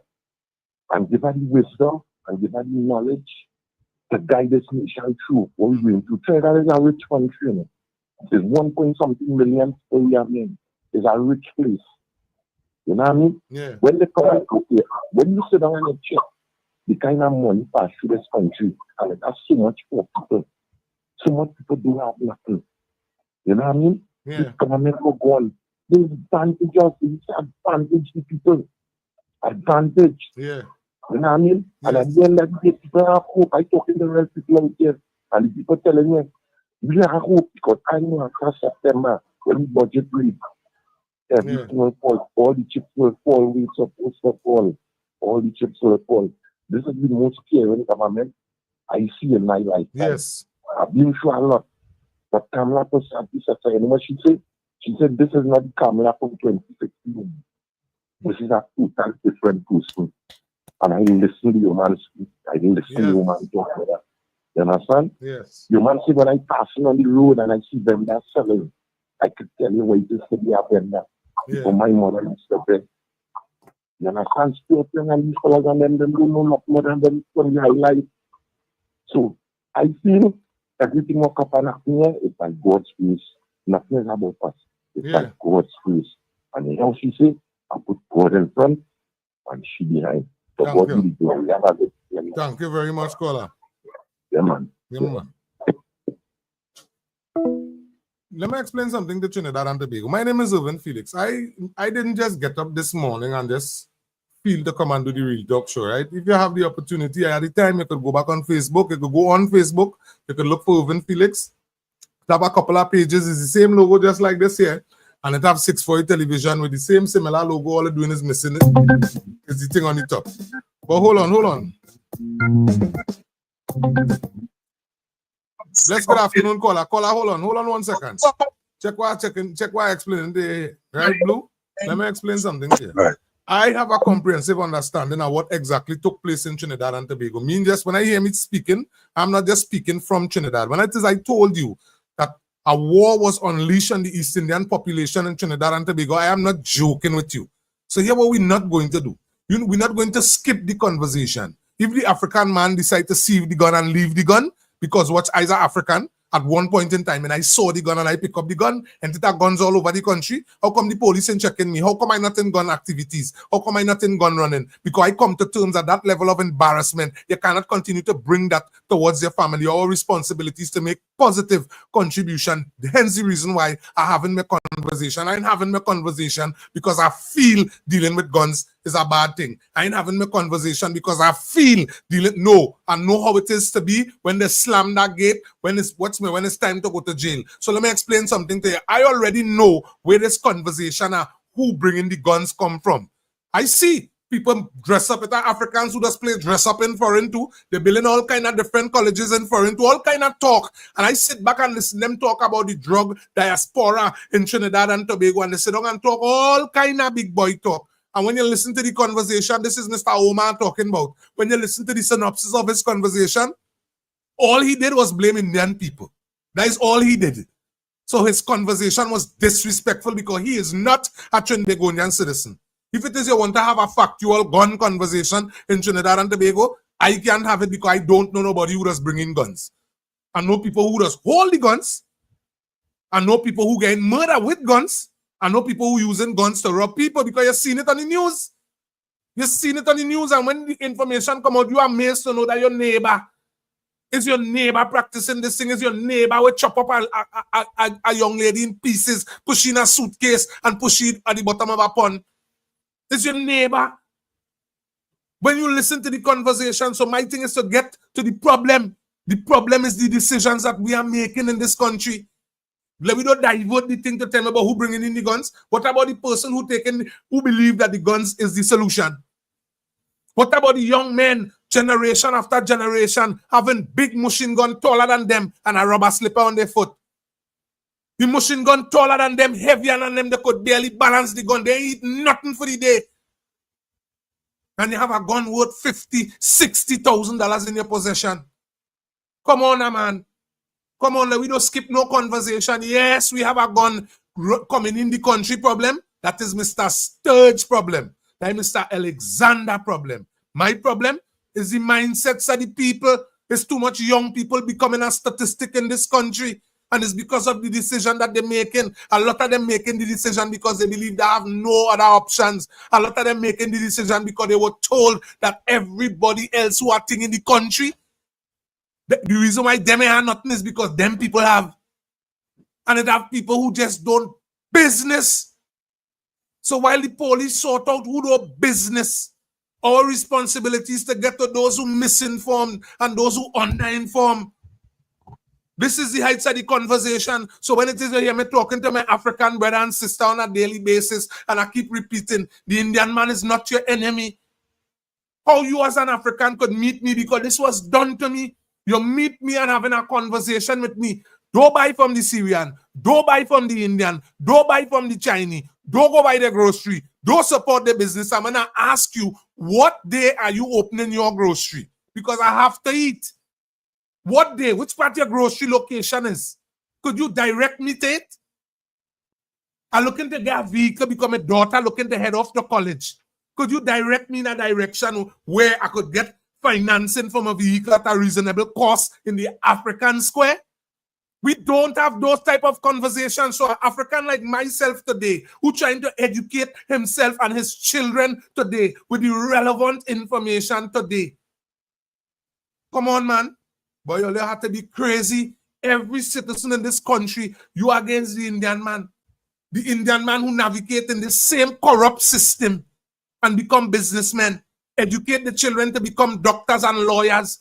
And your conversation, generation after generation after generation, is the Indian man, the Syrian man. So we have no conversation about Syrian in this country. You only hear in Syrian when there was big shot. You never know when Syrian used to drive about the place with old van selling bed sheet and pot and these type of things.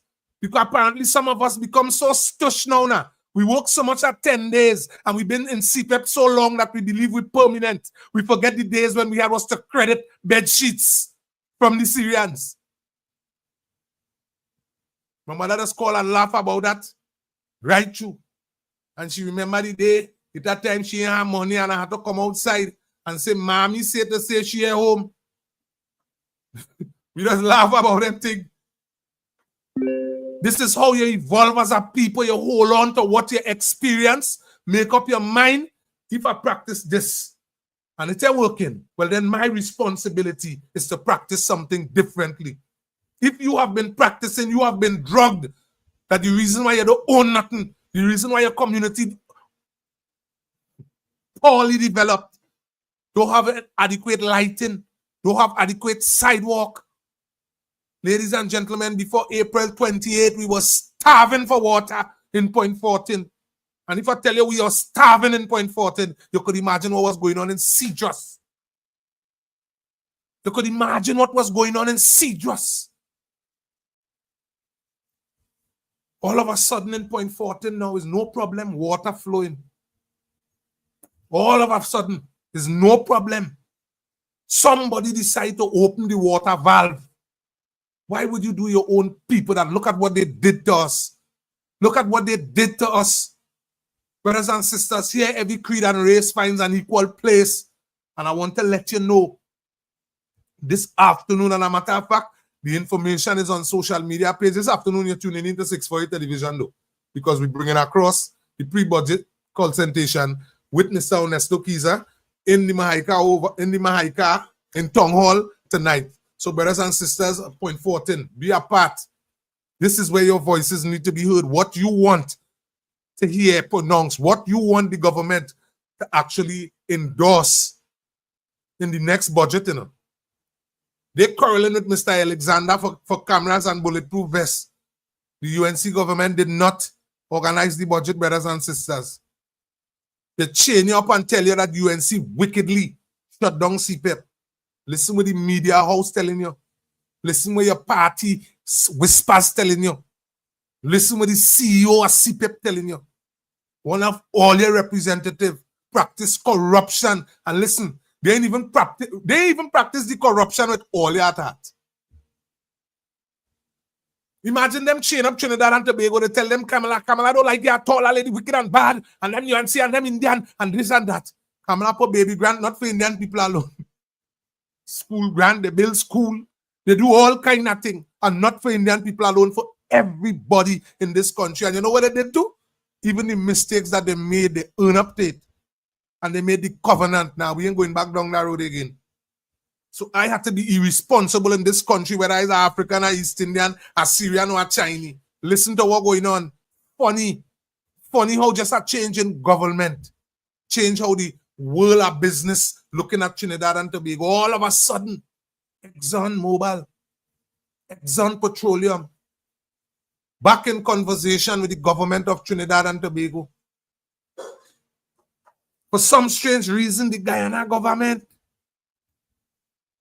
listening to the conversation taking place in Trinidad and Tobago. So hear me. I remember under the former administration, with a former guy who was prime minister, who abandoned, the only prime minister in the history of Trinidad and Tobago who abandoned his post. This is Mr. Rowley. Shameful again. Couldn't even take the strain. Couldn't even stand the test of time.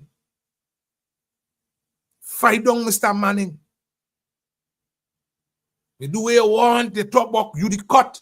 And you the cut this and you the cut that.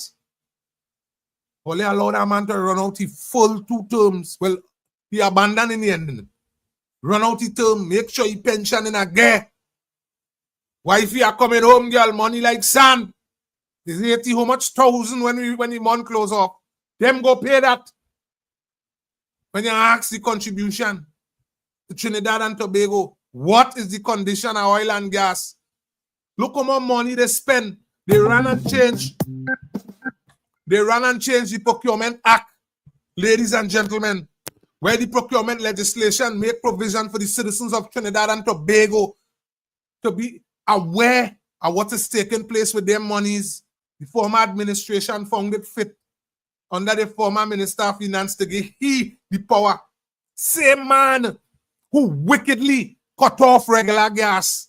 The same man who wickedly raised gas and laugh.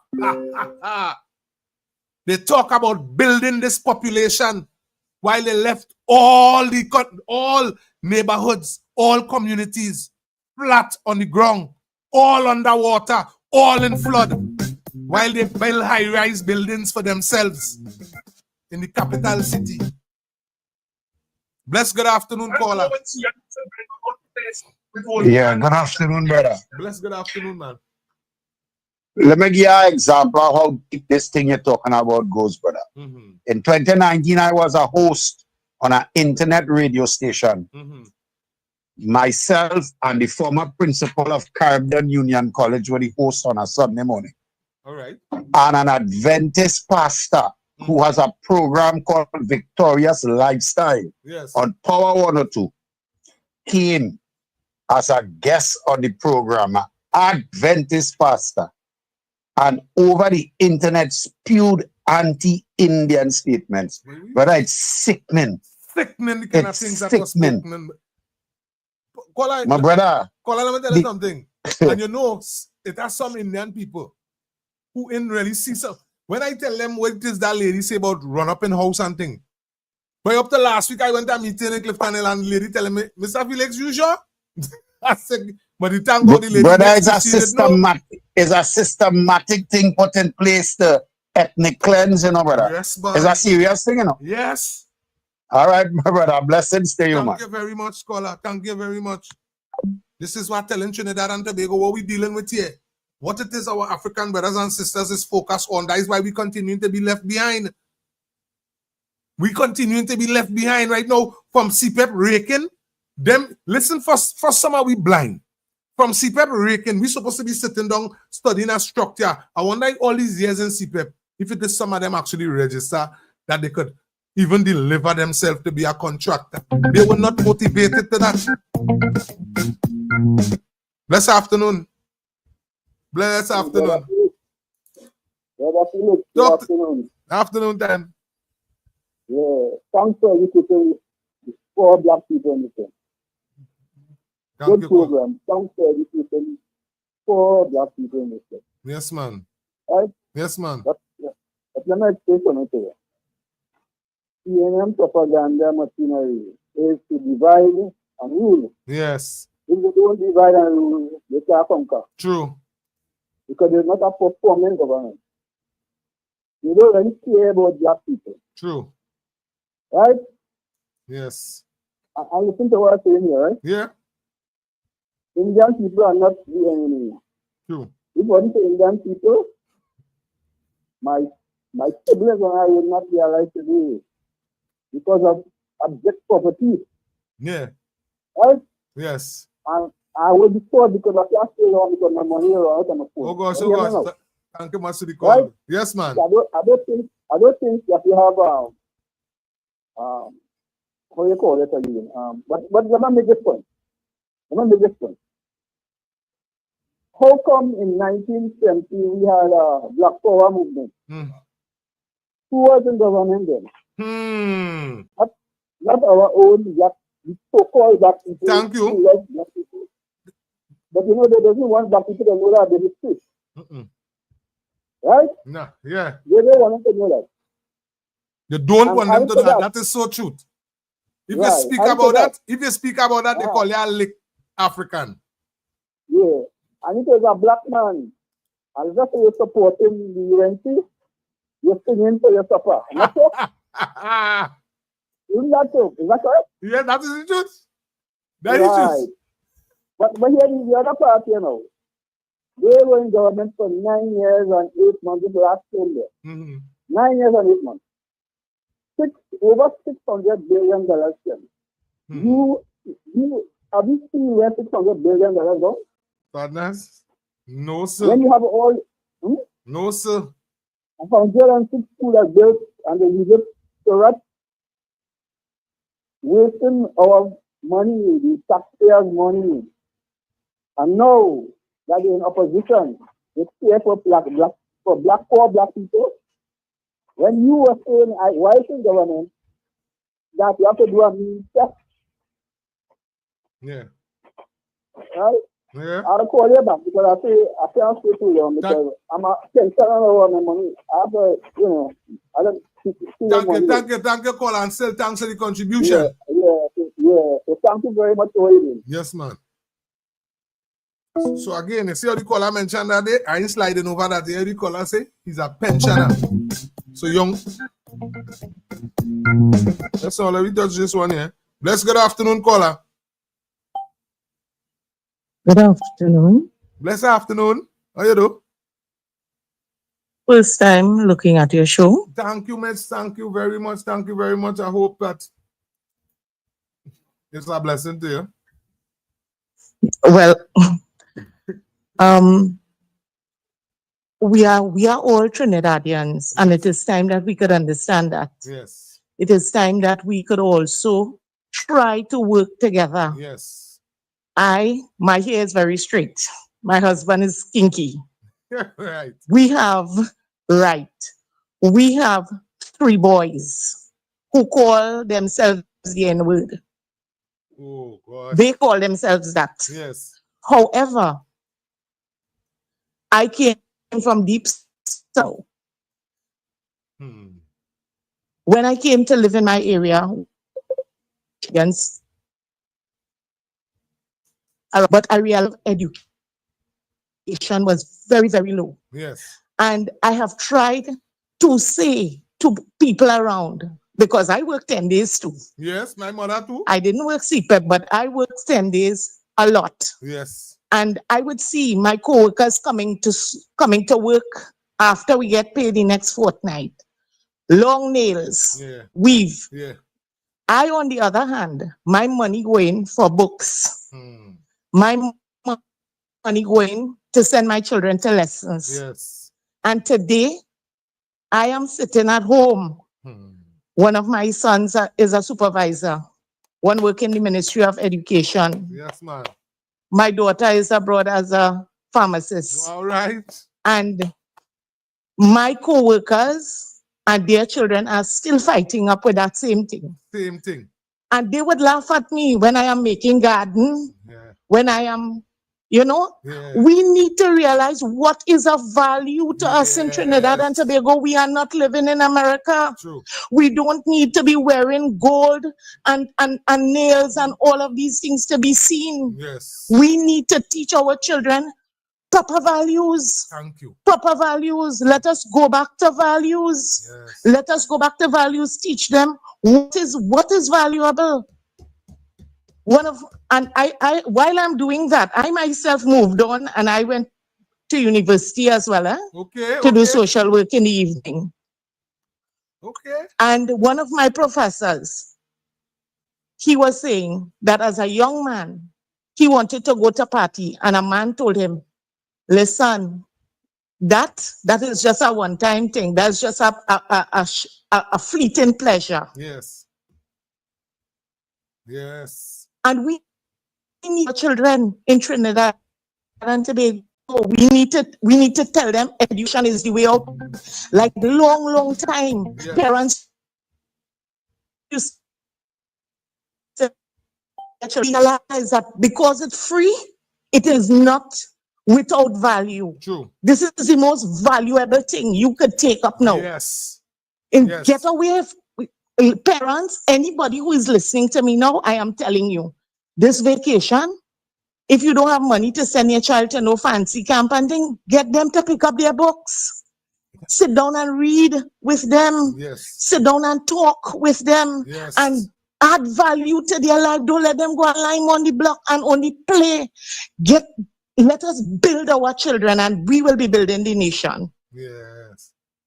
Yes, miss. So, sir, thank you for allowing me to share this with you. Miss, thank you very much for this contribution. It is not about race at all, at all, at all. It is not about race. I did not vote this time. Okay. Right? Yes. I did not vote this time. Okay. But I am telling you that where I live, I see what is happening. Yes. There's the UNC had built a port at Guayari. I don't think that was ever used, a fishing port. Listen, or a fishing depot. I don't know what you call it. Listen, Kola. You see that port in Galiota there? Let me just say Guyana in the future, because remember, Guyana in finished develop the gas exploration structure yet. Let me just say Guyana and Trinidad, or even just say Guyana decide to utilize Trinidad and Tobago refinery. That port is the closest point to Guyana. You know? Okay, that is I was very, just very making a point. The few projects that were done under the UNC in Miaro Guayari, nothing has been done with it. On the eve of the 2010 elections, I don't know who knows, but everybody in Guaya to Rio Claro knows. On the eve of the 2010 elections, Mrs. Bisasa came to Miaro and opened that a fire station with no furniture, no nothing, and everybody say, "Well, this woman is a mad woman." Yeah. It is fortunate that she took that initiative. Otherwise, nothing would have been opened now, because the library, the library, a few buildings away from it, is just in the same condition as before. They had also built an agricultural center up here. I think they call that a breeding unit where they would breed animals and they would free of charge.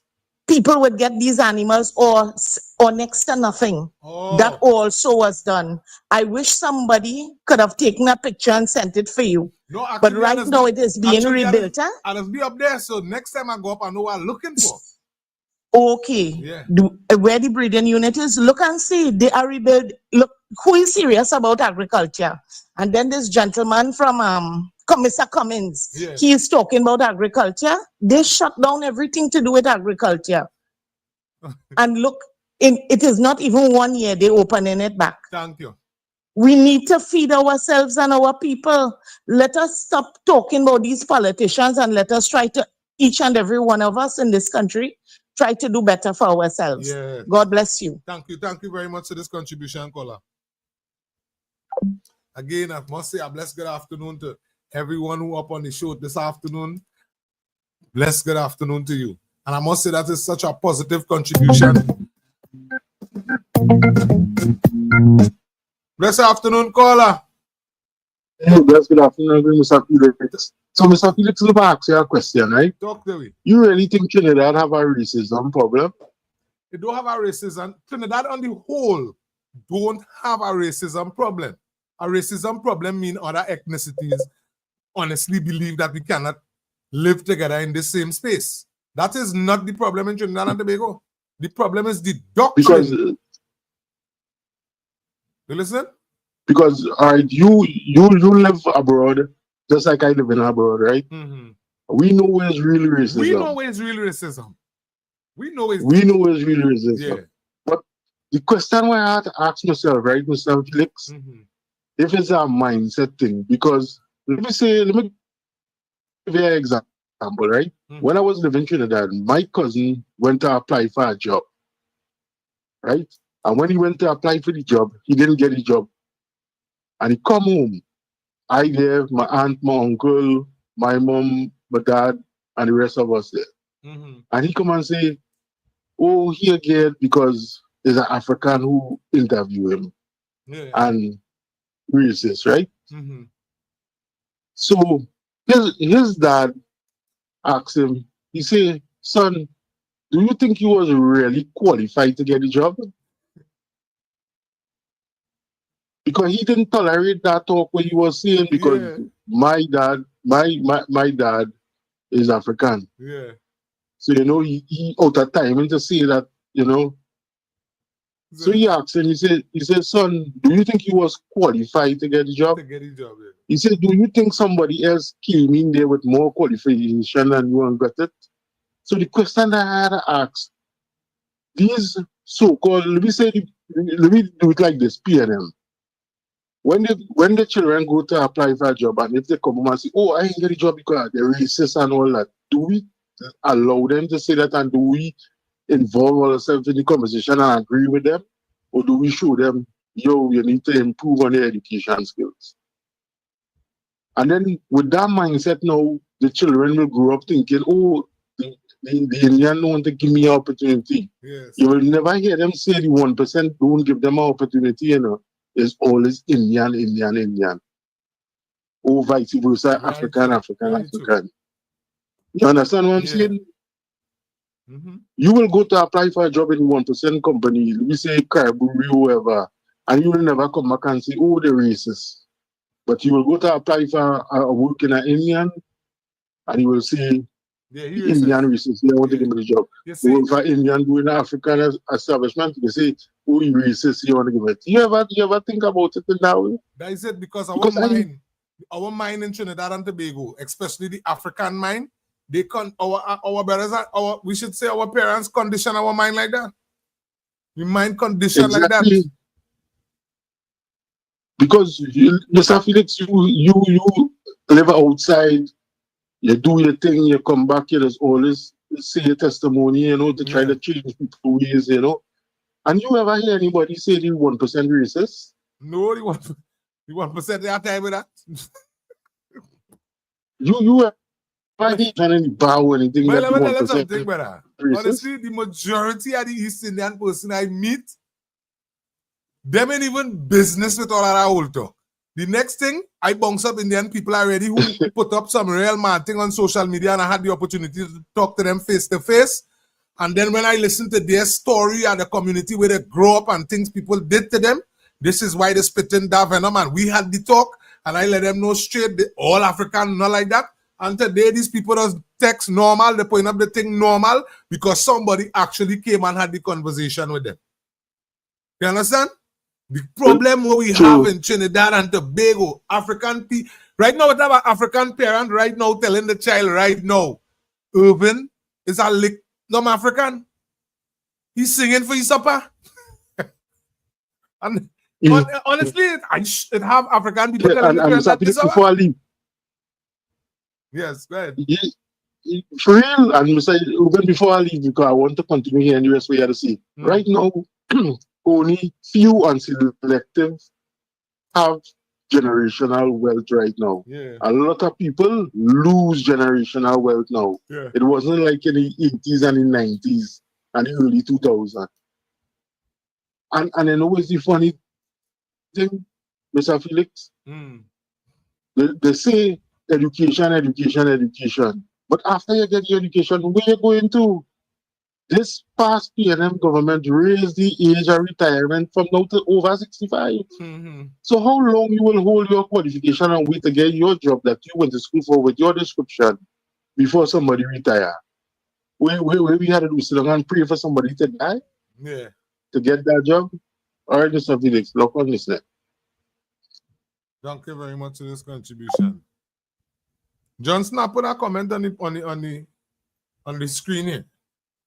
Because I'm monitoring some of your comments and I don't understand where you really stand. So I put this on the screen here to find out where you say the PS.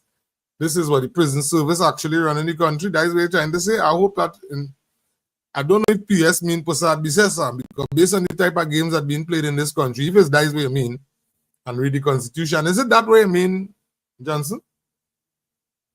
And a DPS actually running the country, what you mean? What you mean the Prime Minister actually running the country? That's the question you're asking? Because you didn't put a question behind it. But just in case is that. My responsibility is to explain something there. Or to somebody if they don't know. Yes, there's a constitution that we actually work with, right? The constitution actually gives the Prime Minister the authority to form a cabinet, right? So when you hear the average person ask you, because they might tell you that, where the Prime Minister, I didn't see the Prime Minister. We're talking security. With the Prime Minister, I see Prime Minister. Talking agriculture. With the Prime Minister, I see Prime Minister. You know why people just do them thing and continue to act that type of way? It's because, now mind me, everybody, majority of persons' mind already conditioned. In the former administration, when you're talking agriculture, it's Kazim Hussein, Rohan Sonanan, Stuart Young, Imbut, Faris Alwari. If you're talking transportation, is the same Kazim Hussein, Rohan Sudanan, same lineup. Whether you're talking agriculture, whether you're talking fishery, whether you're talking roads, you're talking schools, no matter what you're talking, is the same persons who actually was speaking in the former administration. Now, what we come and we have in Trinidad and Tobago here, we have a government. We have a prime minister and a prime minister that actually form her cabinet. Thomas Kamala Passad Bisesa, we ask her. Sure say we voted for you. First question was, who is the Attorney General?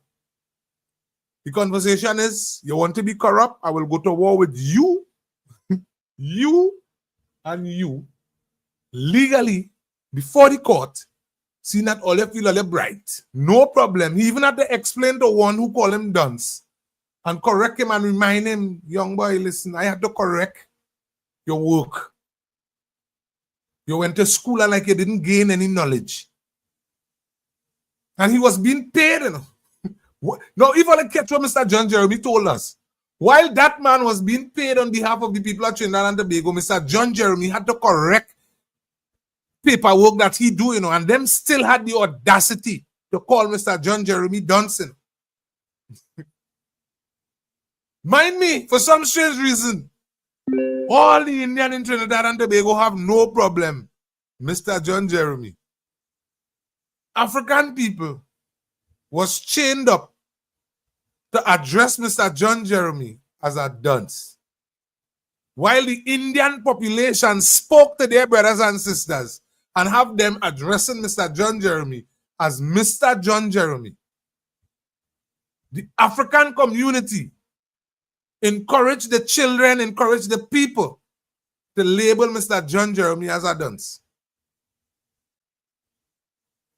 So understand what we did to ourselves. Ladies and gentlemen, the problem is we find ourselves in Trinidad and Tobago having to move forward.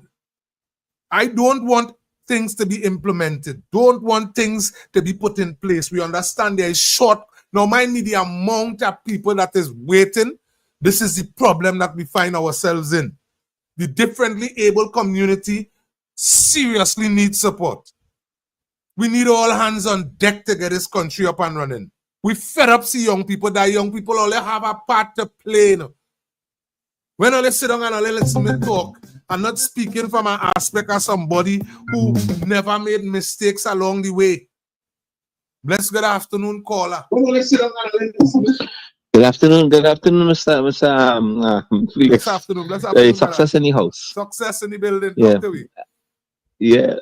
Mr. Felix, listen to this, sir. You know, I listened to John Jeremy. I know coming here discussing John Jeremy. I say, yeah, this is a good topic. I say, look at that. I listened to that man when he point out certain members of the opposition, and said that he's going to war with them, right? And since that man make that particular statement, I noticed that the opposition members, right, running wild all over the place like a sort of headless chicken. Yes. You understand? I know this thing with CPEP and come and bust out now. Yes. And I saw Adam Roberts talking about it too. Yes. And I said, well, wait now, but this is big trouble here, boy. This is serious This is real big trouble here. Yeah. But this is big trouble. You know how it could be ignored? If you have enough weasel to weasel the population into not holding on to the facts. Right now, the don't worry people listen ground report. Don't listen to Adam Roberts. When Felix talking, don't listen to me. Miss Kamala them lying to you. Alexander them in business, Khadija them in care. They're chaining up the people to don't listen to the activities that they practice corruptly when they was in office. Go ahead. Well, here is the thing now. Here's the story now. Anna Roberts and John Jeremy and these people, well, Mr. John Jeremy and the Attorney General and these people, them have receipts. Thank you. You understand? Thank so you. there is no getting away. Thank you. There is no getting away. So I noticed Faris and them, they have pip now. They're quiet. I ain't seen none of them coming out and making statements or anything like that, except I think it was yesterday. And Faris made some kind of stupid comment, and I think that was the end of that. Thank you. So these fellas are pips. Yes. Anyway, go on, Mr. Felix. Thank you very much. Okay, God bless. God bless you too, man. Ladies and gentlemen, brothers and sisters, family and friends, once again, this has been our next episode of Real Talk with your boy Irvin. Brothers and sisters, I thank you all for tuning in, listening, viewing, and sharing with us. If you haven't subscribed, I encourage you to subscribe to the page. At the end of the day, here is where we have real conversation with real people while we discuss real issues. Bless good afternoon, caller. Bless good afternoon, caller. Hello. Good afternoon. Good afternoon. I'm calling again, and I just want to share this, and I want to speak to our young people. You know, when I had my children, I was a widow from 34 years old, and I never worked for 10 days or anything, right? I work and I send my children to school. And when they were growing up, I oftentimes remind them that the decision and the choices they make in life will determine the kind of future they have, right? And my children went to school, even when they didn't do well from the beginning, but they made a choice to go back to school. They went back to school and they get their education. My son, my second son, he is only 37, and he already own a home, and he paying for 2 mortgage, and he's 57 years old. Thank you. Right? Thank you. And he sent himself to school. He went to school, he worked and paid himself to school. Yes. And I want to let the young people know that the opportunity you have today, don't let it pass by. Yeah. I know the government, PNM government, had put a stumbling block by putting certain mean tests and different tests to get through with certain things. Yes. But this government now will allow every child or young man or young lady to get the opportunity they need to go forward in life and have a good future. But the choices you make will determine the kind of future you have tomorrow. Thank you. And so I'm telling the young men, the guns will not give you a future, it will put you to your grave. Yes, sir.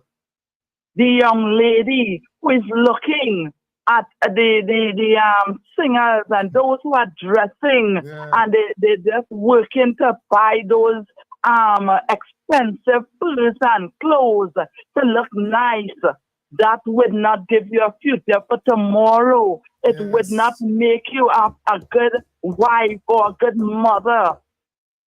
Right? Yes. So you have to take check of your own life. Yes. Take check of what you are doing with your finances, how little you have or you work for. You can still open a bank account and save something, even if it's $200. And that could go towards your future. Amen. But you, as young people, you all have to determine what you want to be and what you want to become. It doesn't matter what government is in office. Your future is in your hand. Yes. And that is my contribution. Thank you very much. Thank you very much. Powerful contribution again, miss. Thank you much. Thank you much. Wayne Joseph, you ain't getting with today, though. We go talk a little bit. I've been watching you. Right. So I have one on the screen here. Nothing going to happen to the opposition because there's a bunch of nonsense you and the UNC are preaching. Right? And listen, Wayne Joseph, you have a next joker with me up here just now. Y'all don't speak about the 20,000 people who can't feed their kids. That is what is important. Wayne Joseph, let me explain something to you, and I'm leaving it right here.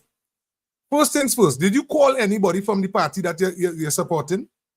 Because somebody's supposed to let you know that you're over at 6 for your television. So the fact that you are watching your look here is a big man. You who come for this piece of conversation. So Wayne Joseph, you now come to explain to us, after 10 years of PNM being in service, listen, 10 years of Rowley administration running this country, you trying to explain to us in less than 8 months,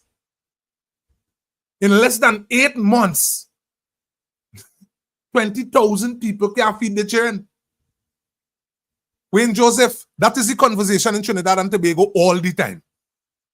The organization that you represented with your Balize juice, you come over here to have conversation. Could you explain to the people of Trinidad and Tobago why we continue to experience this problem? Simple thing I'm asking you, before we get down to a piece of conversation, why we had to experience this set of water shortage, especially in the East Indian community. Wayne Joseph, let me talk this afternoon now. You come over here to have conversation, so one would want to expect, because you now tell us here that nothing ain't going to happen to the opposition. So then you might be one of the person who inherited some of our $144 billion that was borrowed under the former administration. Wayne Joseph, let me talk a little bit. Let me discuss a little bit. This conversation, could you explain to the people of Trinidad and Tobago today, where is Faris Alwari?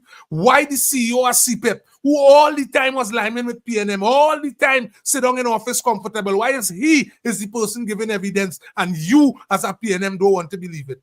Wayne Joseph, explain to the people of Trinidad and Tobago, the organization that you supported and hold the realm and control this country for over 50 years. You as an African, Wayne Joseph, you sitting back and watching African people be murdered. African people continue to die with poverty, die with starvation, die with lack of opportunity. Wayne Joseph, where is your voice? 10 years ago, When Trinidad and Tobago murder rate continue to be broken time after time under poor leadership, Wayne, explain to me, don't stop type. Talk to the people at Trinidad and Tobago. I speaking nonsense. The only prime minister in this country, mind me, it is damn disgraceful as an African that I have to speak this, but the only prime minister in this country that abandoned the country is Mr. Rowley. Wayne, you endorse that as an elderly senior African in this country that continuing to support and promote dotishness. You endorse that. You need to apologize to the young people of this country for being drugged by the PNM. You need to apologize for not allowing the universities to be open. You need to apologize for young people in this country for allowing us to be... Boy, Wayne, well, you have to come better than that. Bring crime under control first. Wayne, who is responsible for crime? Wayne, you want me to sit down and do a documentary, you're going to end up sending people for me. You want me to sit down and do a conversation about crime in this country and when it evolves or what? Wayne, you ain't talking to somebody who just show up here, me show up here on your support. If that people sit down and could pull back video to show that I, Irvin Felix, beg PNM to feed their own people. Wayne, when you're coming over here, come here with manners, come here with respect. Me talking here, I bring the Minister of National Security, put him sit down and explain to him about the level of crime in this country. We never do that. As an African, as an elderly person, or they allow other Africans to be murdered in this country, or they allow it to stay poor, or they allow it to stay sufferers. And then all you, because all these Africans don't own nothing. When you're saying down right now, you could open your fridge, you own a vehicle. Could you direct somebody in this country where they could purchase something at a reasonable price? No. No. Because you don't come over here having them kind of talk conversation when all they misguide young African people, have us murdering each other. When you look at the level of people using drugs in the community, the percentage low. So nobody has no damn reason to be selling drugs. More people smoking drugs than selling drugs in this country. Wayne Joseph, all you're responsible for that. What going on down in Carenage, all you're responsible for that. What went on in Point 14 for over 25 years, all you're responsible for that. Boy, only allow African women, because look how easy I could take Indian people out of the conversation. When if you want to keep it real, you want to keep it African, only allow African women to get raped under the PNM and then put nothing in place. We're talking. Wait till you feel none of my families wasn't affected. Wait till you feel my daughters ain't taken into consideration. Get your damn self when you come over here. You're fast and out of your place. Nobody didn't tell you where you come. Wait till you feel like you come over here and call me stupid and dotish. I know full well where all you endorse. All you encourage Rowley to bring no service, boy. All you even send back African investors who come to invest in African. Wayne, all you don't like nothing for all your own people. My responsibility is to let every African know in this country, if it takes an Indian prime minister to bring prosperity to our community, we accepting it. She's a Trinbagonian citizen. We accepting it, brother. Or they wouldn't continue to misguide young African people. Don't do that. Or let's set up the police, set up the businessman, set up every single person in this country. Where were you? Where were you when the African sister was telling people to run up in Indian people's house and take the thing? Where were you? Where were you when the former prime minister told the African investors, go back with the thing, when he know he did not put nothing in place for no ethnicity to even get investment? Where were you? Where were you when COVID was going on? And single mothers and single fathers and grandmothers and grandfathers was crying out for the grant to pay the rent. Where were you? Where were you when they were cutting the differently able brothers and sisters' money? Where were you? Where were you when our schools was flooding? Where were you? Where were you when they were ripping off CPEP? Out of timing, you're out of place. Disgraceful. I am not about Indian. That is what it is here about. Don't try to pedal back now. That is exactly what it is here about. Don't pedal back now. Don't come over here with that stupidness. Ladies and gentlemen, don't just get me emotional when they come around me with them kind of out of timing thing. When we say yellow is the code, they're telling all about we singing for we supper. I have to sing for my supper because my children going to Vestini Secondary School. And every week under the PNM, school at over. The principal cannot get his teachers to deliver the syllabus efficiently because of inadequate water under the People's National Movement. We ain't get your damn self when you come over here, boy. You're fast and out of your place. When we sit down and we talking library right there. Some of the worst roads in the universe is in Trinidad and Tobago, when predominantly controlled under the PNM. Get your damn self. You're fast and out of your place. When I want you pick out one of the African community for me, pick it out and show me the houses where PNM win election and they allow African people to build big house. Pick it out. Pick it out. Pick out a community. Go Lavantil and show me. Go Silots and show me. Come down Point, go Library, show me.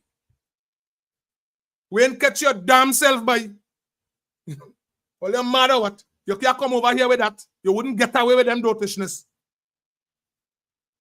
It's about running a country. This is why we support the United National Congress.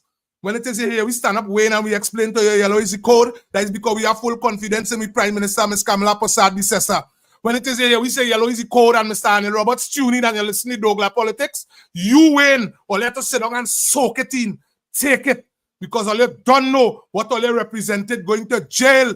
All you sit down and talk about Munilal. All you talk about Ravi Ratuam. All you talk about Annie Roberts. All you talk about Ms. Kamala Persad-Bissessar. Not one lawyer have enough education to pull a proper case. They just show us that they're drastically poor in education. They got opportunity to file a case with CPEP. Just the other day, they run back and retract the papers. Poor representation. When were you over here talking? But get your blasted self. Eh? Get yourself. If I your children and stop talking to you, Wayne. You guide your children into poverty. You are crime in your community, Wayne. No, sir. No, sir. This is not the direction and the angle that Trinidad and Tobago is going. We as a people have a responsibility to ourselves. Yeah, every creed and race find an equal place. If the Indian man have business and the Syrian man have business, and I look predominantly in the African community and we have business, it is my responsibility to let every African know nobody in the country is blocking your papi.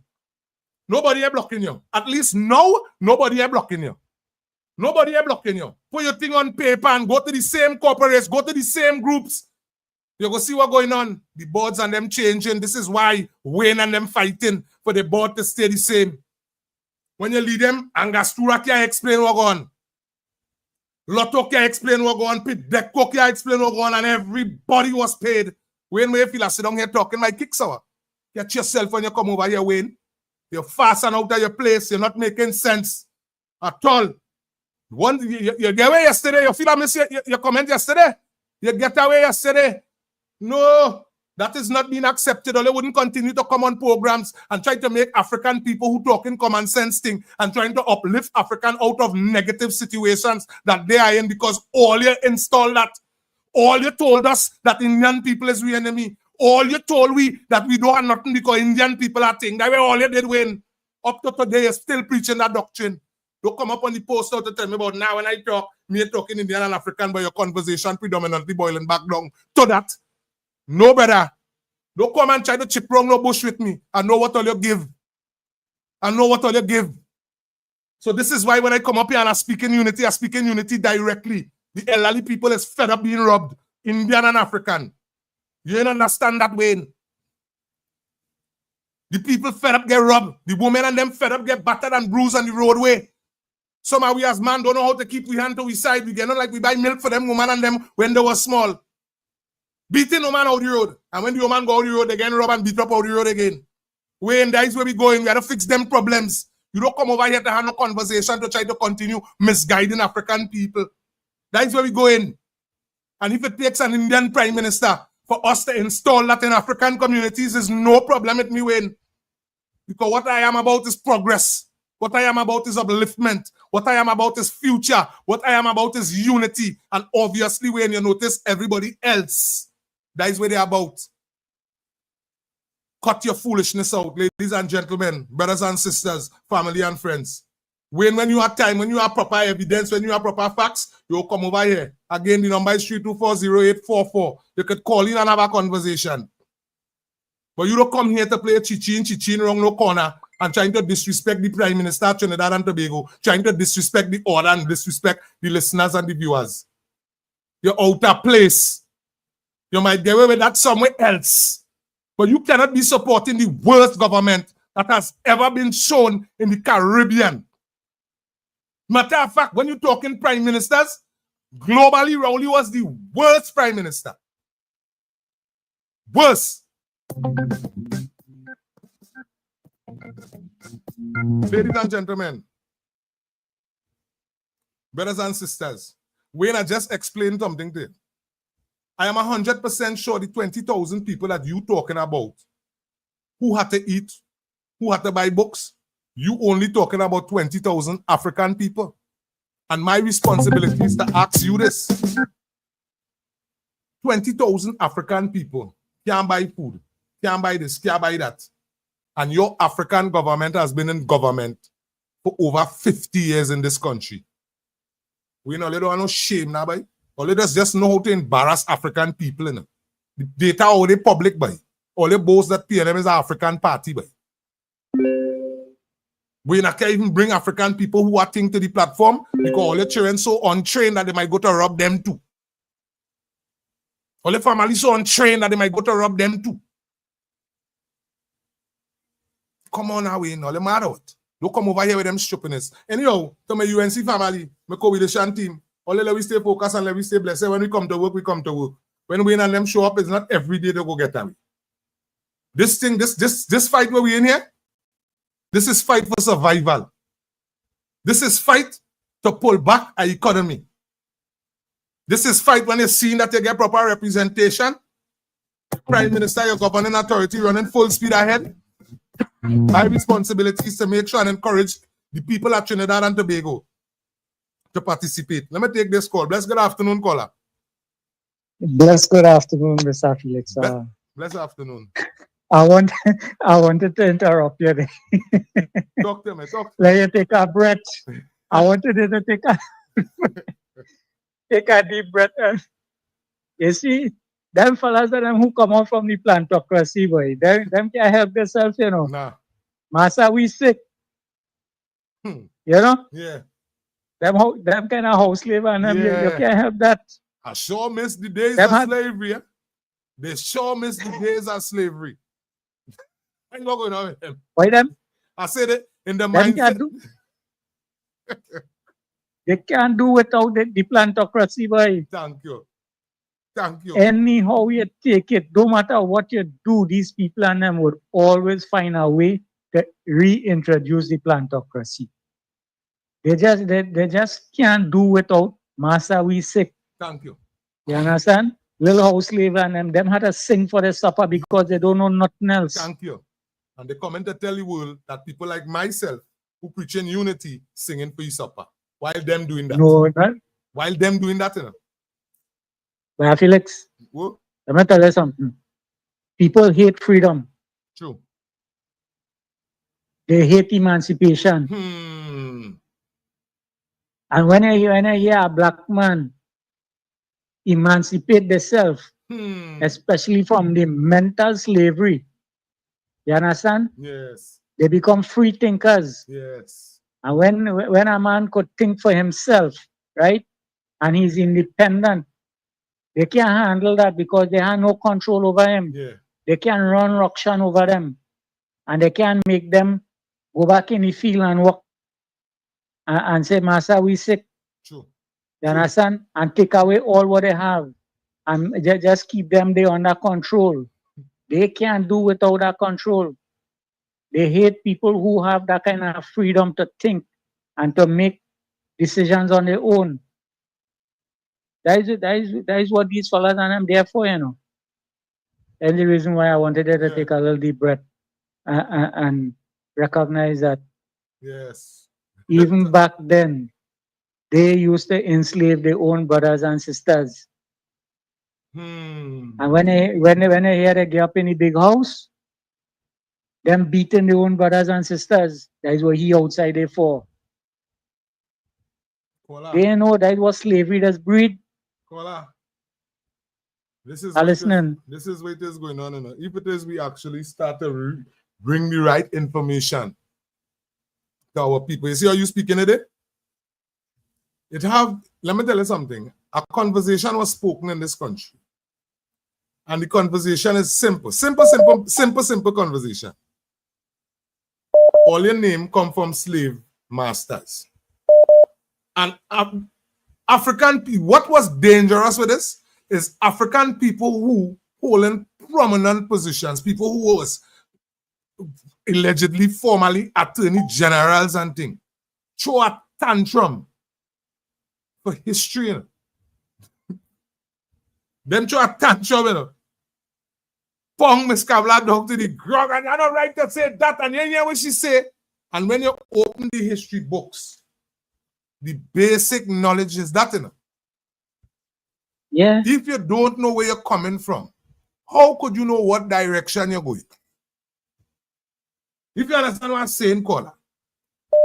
Yes, the I only reason why, and you this is the point that I'm trying to show Trinidad and Tobago, especially the African population. The only reason why, when you look at the Indian population, you're seeing that these people looking like they're flourishing. When you look at the Syrian, they're looking like they're flourishing. You look at the Chinese man, is because these persons understand where they came from.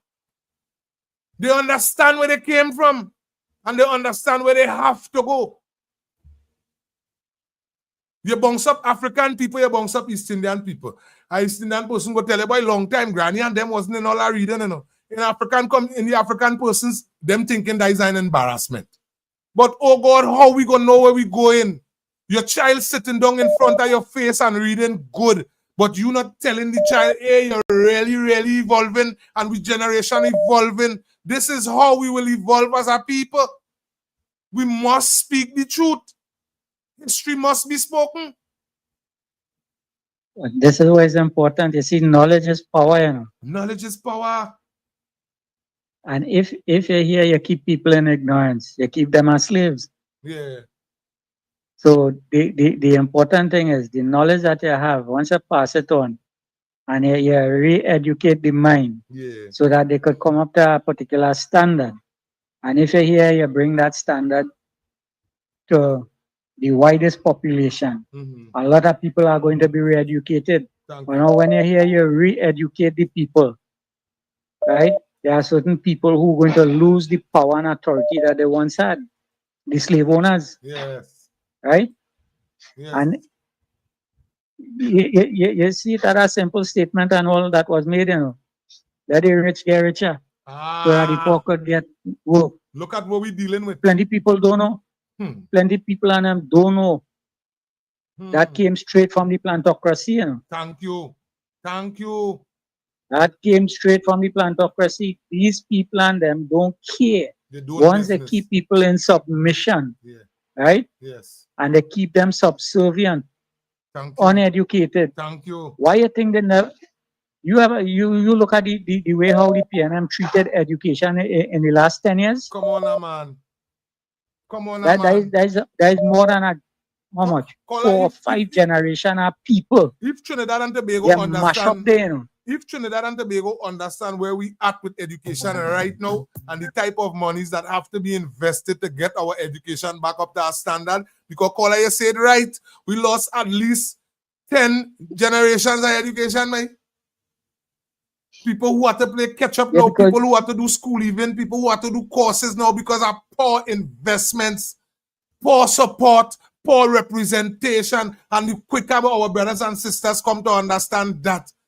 Boy, let me tell you something, Trinidad and Tobago, whether you're an African, you're an Indian, whether who you are, if the Prime Minister of Trinidad and Tobago, despite the ethnicity, is talking about bringing upliftment, giving you an opportunity for your voices to be heard, today in Point 14 is the pre-budget consultation all over the country.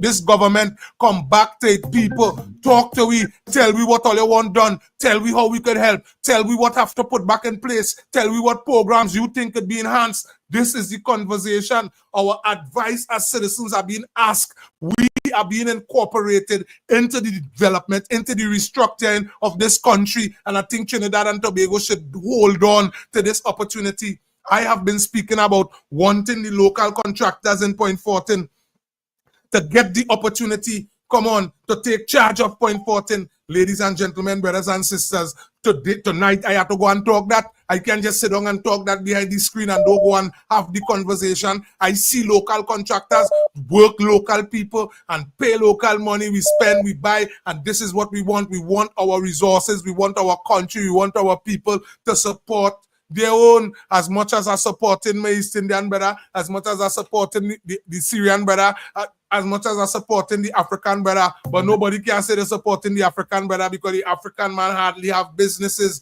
And when you listen to the conversation, it's a set of excuse. But when you look at those who actually sitting down and telling you the Indian man is your shortcoming, the Indian man is the reason why you don't have nothing, they had the responsibility to put the relevant structure in place and they didn't.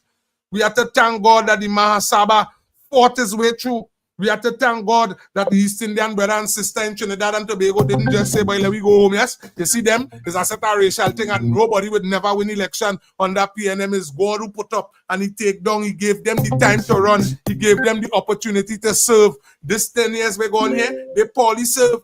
So when the morning reach, ladies and gentlemen,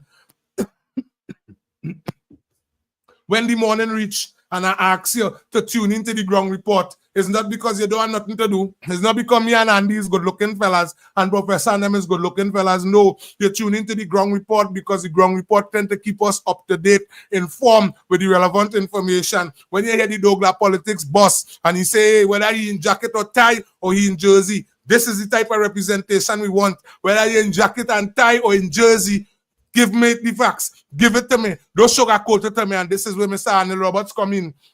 Ladies and gentlemen, you know, as we move along, during the course of the day, we are breaking down in the morning period too. Again, you know, your boy Irvin, opinion box out and about. You know, we are TC and Heavy. They say WYZN. You know, we boy Jason, the Silver. We have a whole lot of different. We have a next young man, the young man who was locked up for the election day, who did make the statement. We have a lot of different people. I see we have a sister, we have warrior princess or something. We are real people, we are different people, and then on top of that, this is just me calling out people who supporting. Now, our responsibility is to stay focused and understand that, you see, when the Prime Minister talk, make sure you hear it. Don't let nobody bring no information to you because CNC3 and these major media houses, for some strange reason, they bring in the conversation zigzag. They're bringing it zigzag. So find yourself on the Prime Minister's page. Make sure and stay connected to the UNC page. Stay connected to Mr. Sturge page. Stay connected to Mr. Alexander page. Stay connected to Mr. Barry Padarat, Minister of Health, Mr. Budu. Please stay connected to Mr. David Lee page, Mr. Ravi Ratiram, Minister of Agriculture, because again, we're expecting proper investment when it comes to agriculture.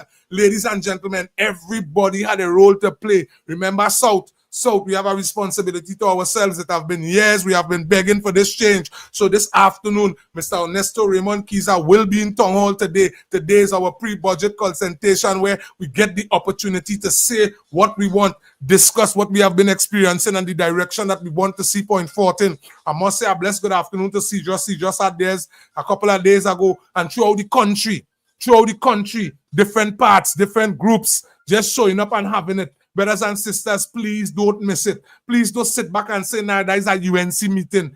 This is where you get an opportunity for your voice to be heard. You know why they don't want to let you come to the meeting? Because you just might come to the meeting and sit down and realize that your representatives really representing. You could get to realize the fact that CPEP really not functioning. You'll get to realize that UNC and all coasting on it. They coasting on it, but they couldn't allow the corruption to continue. You couldn't allow Faris and them to slip through the crack continually. They had a ball with our Trinidad and Tobago, ladies and gentlemen, brothers and sisters, family and friends. Again, it's your boy Irvin. I started an hour late and we went at half an hour over. So I'm thanking you all for the patience. Thank you for the love, the encouragement, the endorsement, and the support. But as we continue to navigate here in Trinidad and Tobago, I continue to encourage you. Let's stay focused. Let's stay blessed. Remember, together we aspire. Remember, together we achieve. Remember, here every creed and race finds an equal place, and may God bless our nation. Brothers and sisters, despite what you have or despite what you don't have, remember, God will give you more than you could bear. And you must remember that God created you in his image and in his likeness. Remember, despite that all of us don't resemble, but God created us in his image and in his likeness. Understand what we're dealing with. So I must say, what a mighty God we serve. So as we navigate in Trinidad and Tobago, I encourage the spirit of unity. I encourage, let me stop pointing out how the Hindu man praying. The Hindu man have a responsibility to pray how he praying. If you use a Christian, pray how you praying. Use a Baptist, pray how you praying. Stop encouraging people to speak about other people's religion. Trinidad and Tobago has never been about that, and we are not to continue being about that. Brothers and sisters, is love, is togetherness, is peace, is prosperity. We speaking, that is what we encouraging, that's what we endorsing. My responsibility is to remind you the Indian man is not your enemy. The Indian man didn't set no trap for you. The Indian man didn't represent you in a lot of your districts. In a lot of your districts, look at your representative and put the direct blame on him or her. Brothers and sisters, all I know the slogan here is each one help on a chain is only as strong as its weakest link, and being a good person is not an option. Brothers and sisters, that's the only option in today's society. So I want to encourage you. Let's be good. This person calling. Oh, why? Let me take this call before we go. That's why they call.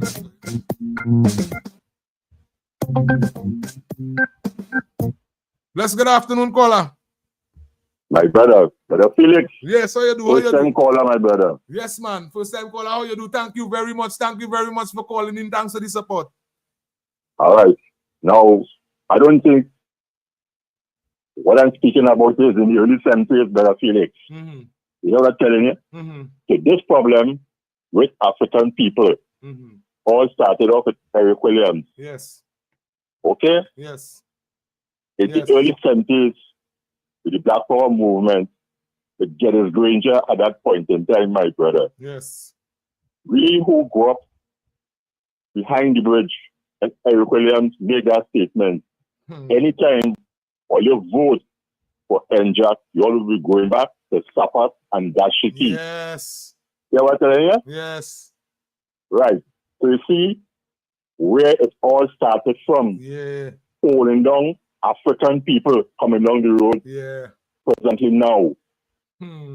They are the ones always keep down the African people. Yes. People's national movement are the ones. So don't let them come and tell you all kind of nonsense for the other race and the other race this and the other race that.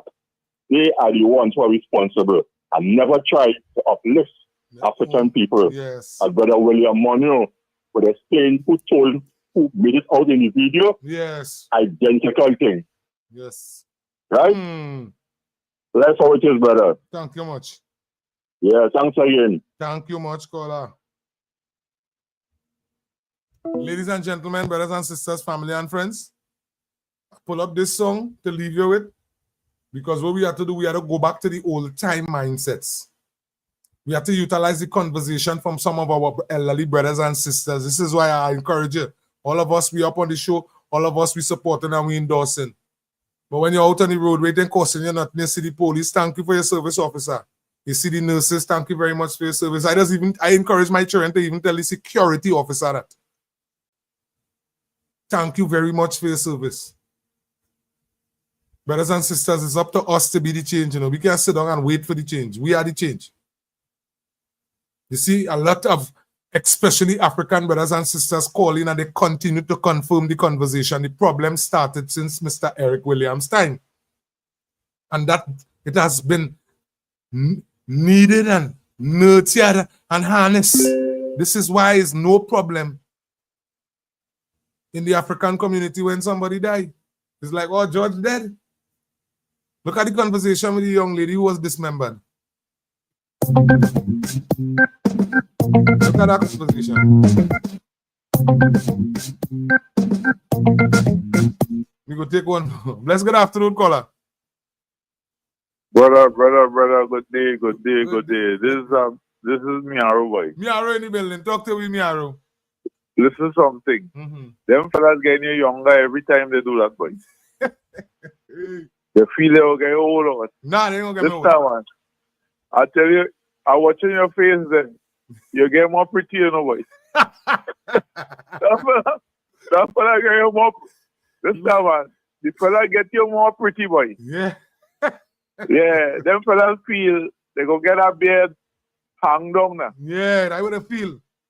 But I like I like what you do this afternoon. I enjoy it. Yeah. You see that fella? He might be sleeping all now. He probably sleeping all now. You put him to rest. Yes. He ain't coming back on your program, or he ain't coming around here again. And brother, you keep good. Yes, man. You keep good. And there's one thing I just admire. The Lord, boy. You see that prayer? Yeah, by the grace of God. We don't forget that. We have to stay together too. Yes. Right? Yes, man. And I'm supporting you. I'm supporting you right through. Thank you much. Thank you much for the support, the encouragement, the endorsement. Yeah, I'll tell you, I might head down your way weekend. Well, all right. If you need to man, call now, man. Let me meet up now, man. So if I head down your way, I'll meet you. All so right, have a blessed and a safe afternoon. Yes, man. Same to you. Same to you. And you get your exercise already. You get exercise for the season already. I got to go. All right. You keep good, brother. Yes, man. Same to you, brother. Yeah. And while we are at it, ladies and gentlemen, I want to thank each and every one of you. Caller, thanks for your contribution. I thank each and every one of you for viewing, for listening with us. I want to send out some love to Trinidad and Tobago. I must send out some love to Grenada, St. Vincent and the Grenadines. We must send out some love to India. India shows some love to Trinidad and Tobago, which we must be grateful for. So we're sending out some love to India. We're sending out love to Barbados, St. Kitts and Nevis. We have some people from British Virgin Island. Toronto, you feel I forget you. Bless good afternoon. New York, you feel we forget you. Canada, you feel we forget you. England, you feel we forget you. Tani, big up yourself again. Ladies and gentlemen, brothers and sisters, family and friends, I must send out some love to my lovely mother, my sister, my stepfather, and the baby. Baby, what going on with you down there, girl? What going on with you down in Georgia with Granny and them there? I hope you ain't getting Granny and them too much of trouble. I must thank each and every one of you all for your continuous support, your continuous endorsement. Brothers and sisters, if you haven't subscribed to our page yet, we encourage you to subscribe to the page. Mind me, brothers and sisters, we do advertising. And again, we compile the video. We also do power hour. This is where we come to your business. We play a little music and we go live and we encourage brothers and sisters to encourage the business, because you know, a family that prays together stays together. A family that fellowships together continue to stay together. So brothers and sisters, as much as we connected, as much as we might be from different ethnicity, we might worship in different places, the conversation is that we are one. Red, white, and this black flag, we continue to represent it, and we're representing this thing with unity. So we understand together, we aspire together, we achieve. So brothers and sisters, as we go forward, I'll leave you with this song. So until we meet again tomorrow, please the Lord, which will be Friday the 25th, I'll leave you with this song. Only a blessed good afternoon. Again, it's your boy Irvin. This has been our next episode of Real Talk. Nothing but love, nothing but respect, nothing but unity is being endorsed here. Again. Only, thank you.